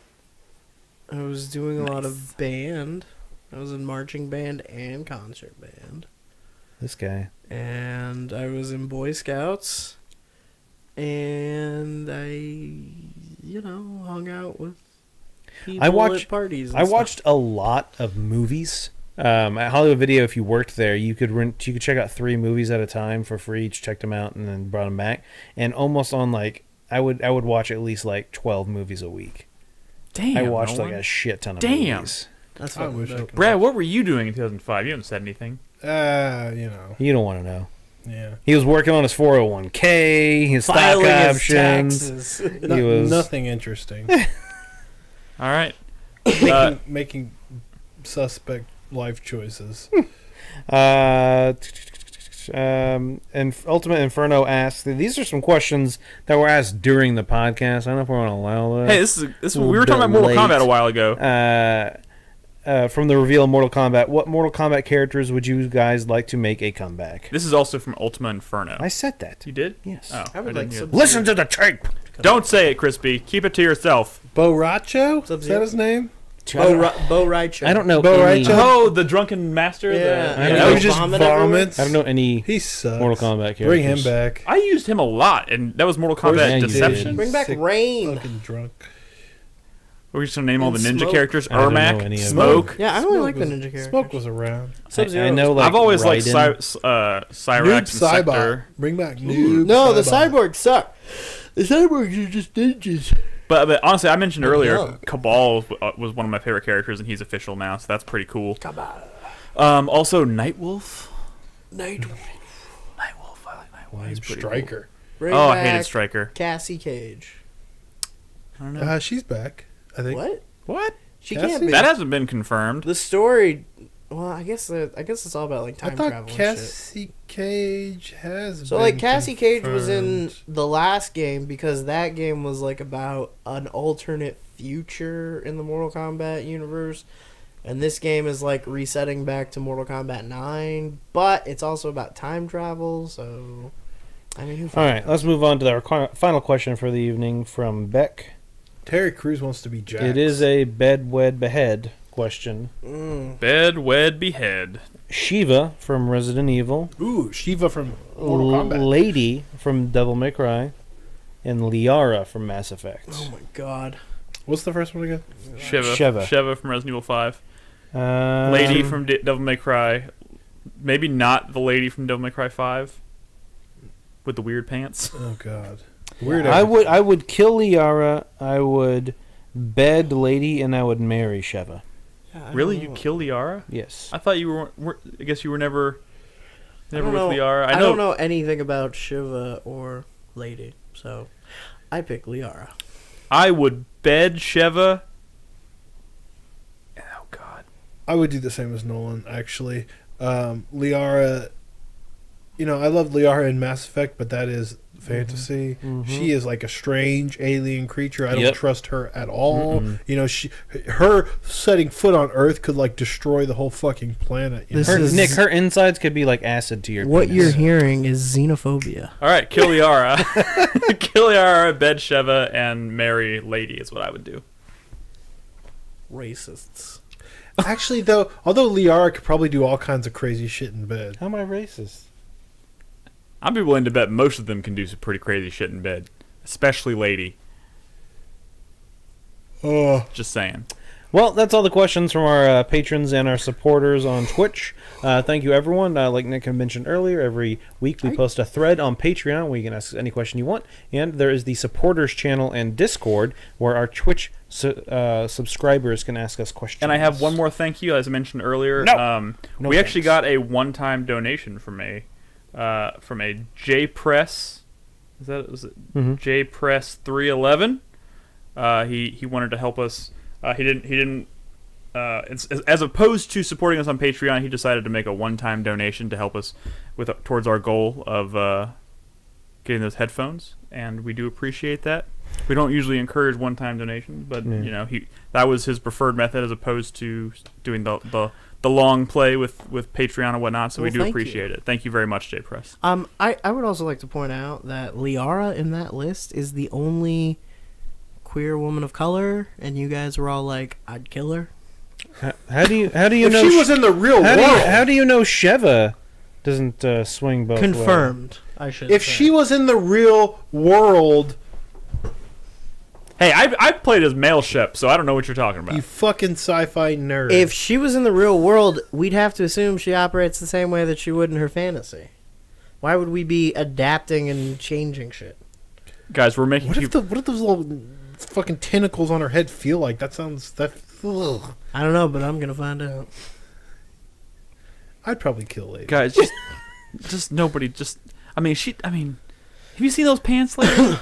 Those what? Her pants. Whose pants? Ladies' pants, I man. don't know. Also, ladies' Mass Effect's pants. like the whole idea of the Asari is kind of like offensive, anyways. So fuck you.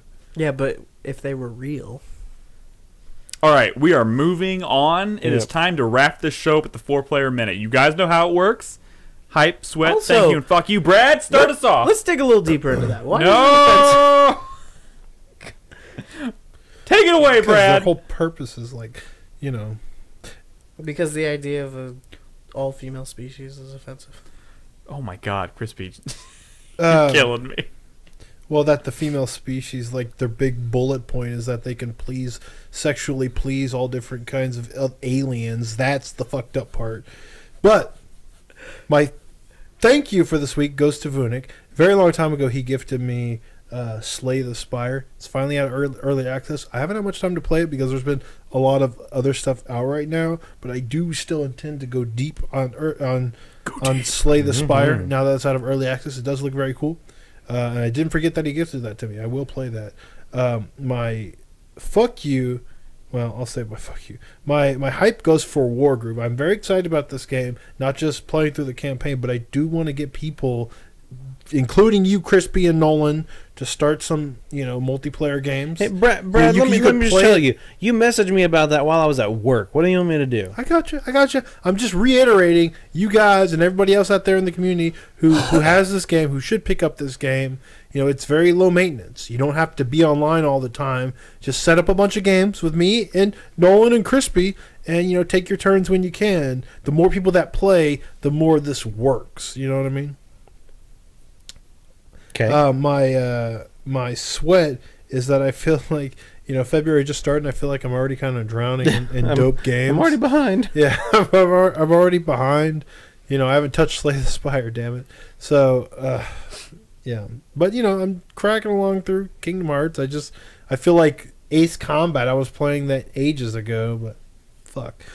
And my fuck you goes to my landlord, who after a year says I need to find a new place to live. He's going to sell the house.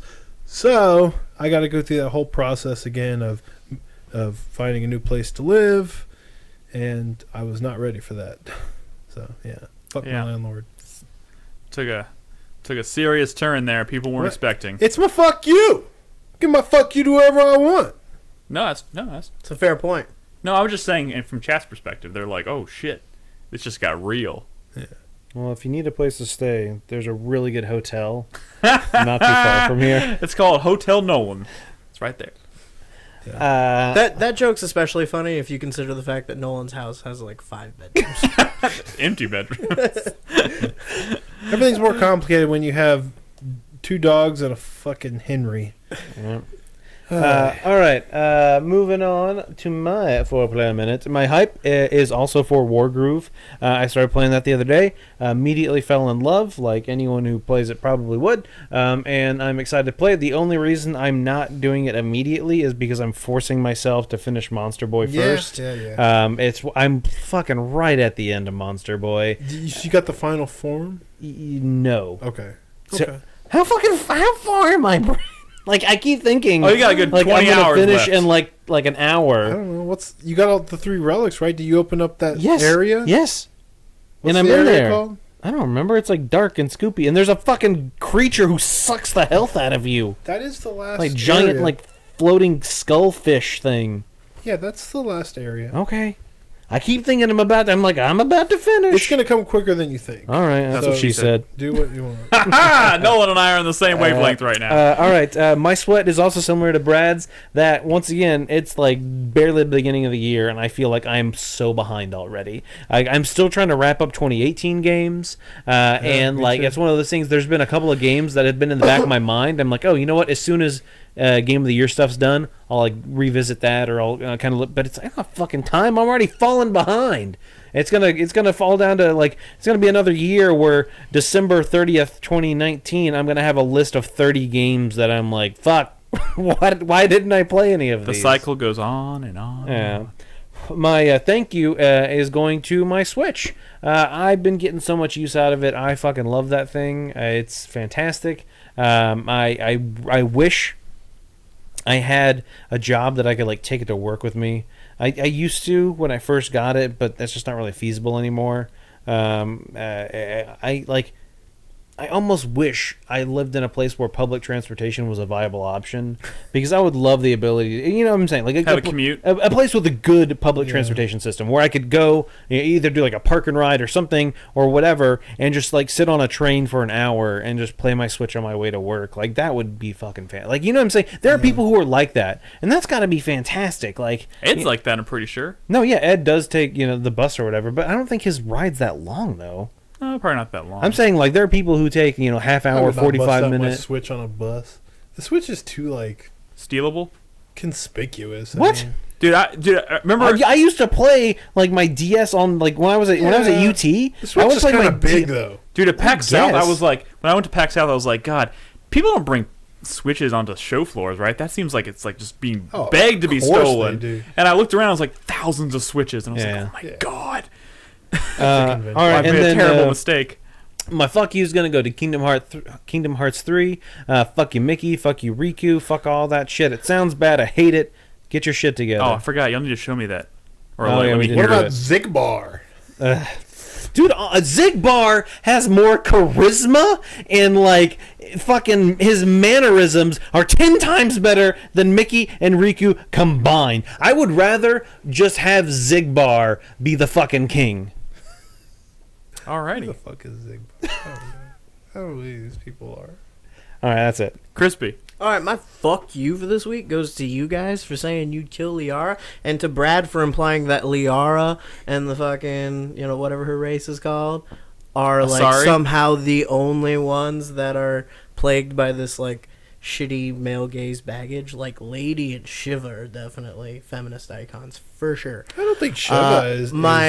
Shiva's hype this week goes to playing more Subnautica. Or Nordley. In 3. Oh, bullshit. Can we be real for a second? Lady in 3. Can we be real for a second? That was a trap question. Lady in 3 and Shiva in 5. There was no right answer. There was no right answer. My sweat this week goes to the future of Titanfall.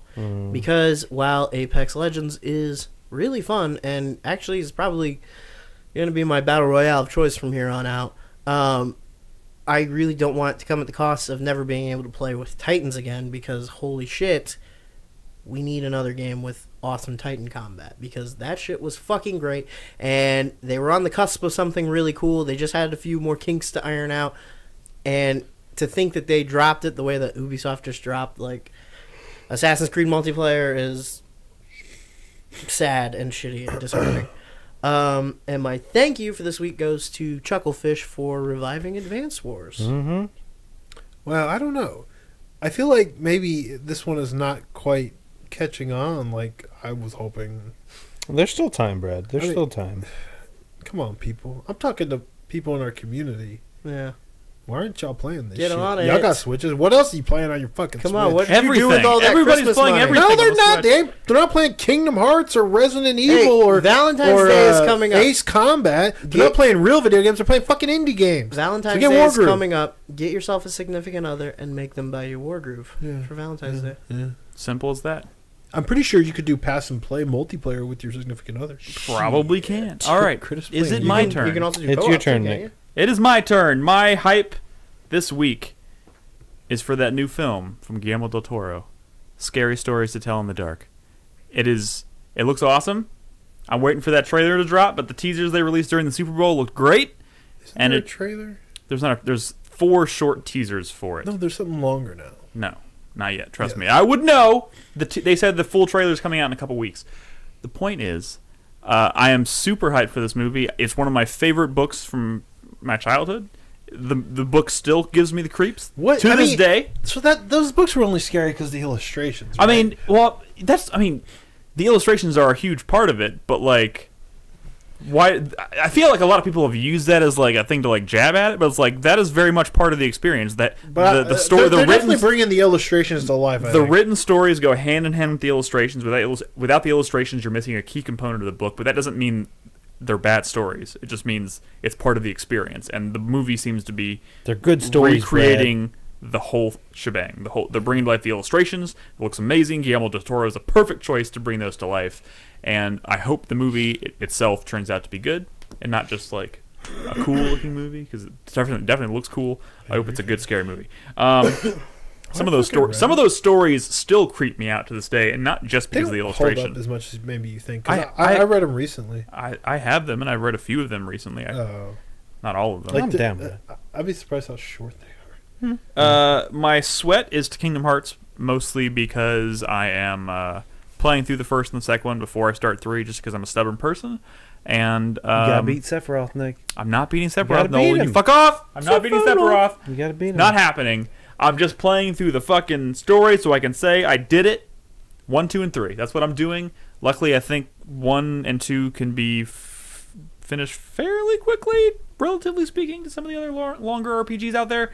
I bet you I can beat Sephiroth before you. You're probably right, Nolan. It's not a competition. Don't worry. That fight was fucking hard. That's why I'm not doing it. I'm literally just playing Kingdom Hearts because I want to play 1 and 2 before I start 3. There was an attack that you had to cast like a heal or a potion as he was doing it, you, because it would kill you. Yeah. So you had to have the heal active. Like that was the defense of that move, was healing as he was doing well, now you've convinced me. I'm going to go play that. Oh, cool. Just kidding. Not happening. My shame this week goes to Resident Evil 2 Remake, mostly because it's, I see a lot of people on Twitter. I talk to a lot of people on Twitter who love the game as much as I do. And it seems to me it's very much one of those games where like people are already playing it over and over and over and over again. And as much as I love this game, I'm already I finished A and B, and I've put it back on the shelf, and I'm moving on. People that it's just truly love Resident Evil, they play them like over and over. I know, and over again. And that's kind of what I'm ashamed of. Like, I consider myself a huge Resident Evil fan, but I don't give a shit about rank. I don't give a shit about speedruns. And there's cool unlockables though, right? There's great unlockables, but it's never been my thing. So I get it. Like, I just like the experience. Like, I played through A and B. I got a C rank on both of them, and I'm totally cool with that. I'm with you. But I feel kind of like I'm seeing all these people that are just playing it. Have already played it like 6 times, and I'm just like, how do you play the same game over and over and over again, like back to back? Hey, I don't Nick, get when it. you like something. Yeah. I mean, I'm definitely going to replay it again, maybe even before the end of the year, but people who can't afford all the games that you can, Nick. Maybe you're right. But to be honest, if you can't afford many games, some maybe Resident Evil people don't 2 make more Remake than isn't the best thing to $15 spend a your day. $60 on, because it doesn't. Maybe it has pretty good replay. I don't fucking If I know. make $200,000 a year like you, Nick, maybe. Why is my income suddenly like a huge topic of conversation on this show? And why are you guys making up numbers? Nick's like, my fuck you of the week goes to Brad and Crispy for bringing up that on this show. I didn't bring it up. That was all. What number? How much money you make? Yeah. How much do you make though? Fuck off. 45? Fuck off. 46. Fuck off. 46.50. That's it. Right there. You got it. You guys suck. Anyways, I think that's going to do it for the night, guys. Thank you very much for listening / watching. We'll be back next Thursday night, Brad, right? Yes. All right, so this is our last podcast we're doing on Tuesday night. So back next week is back to normal. Yeah. Back podcast on Thursday. I'll stream on Friday. Mm-hmm. Nolan's back to Tuesday. I'll be back to Mondays. So everything will kind of go back to the way it was starting next week. So it'll be a little bit more than a week between shows, but hopefully that means we get more games to play. There's more news to talk about. It'll be great. We're not doing one this Thursday. No, not happening. You just want to hear us talk about Kingdom Hearts and Wargroove for another 2 hours? But thank you guys very much for watching. Thank you very much for listening. Again, a lot of our top 10 videos for 2018 are done, and they're out there. If you're a supporter on Patreon, like I said, I'm going to be adding 2 new videos tonight, Carlos's and Brad's top 10 underrated gems of 2018 will be up tonight. So if you're a supporter on Patreon at any tier, you can watch those videos later tonight. You can find us on Patreon at patreon.com/4player. You can join our Discord at discord.gg/4player. And we have a few more videos to roll out. We'll get those done and get those out to you as soon as we can. Thank you guys for watching and commenting. If you want to talk to us about our list, jump into Discord. Go to the Game of the Year 2018 channel. Hit us up. We'd be happy to talk to you about our choices and the games on our lists. And, yep. That's it for tonight, guys. Thank you so much for listening/watching. We'll catch you guys next week. Good night.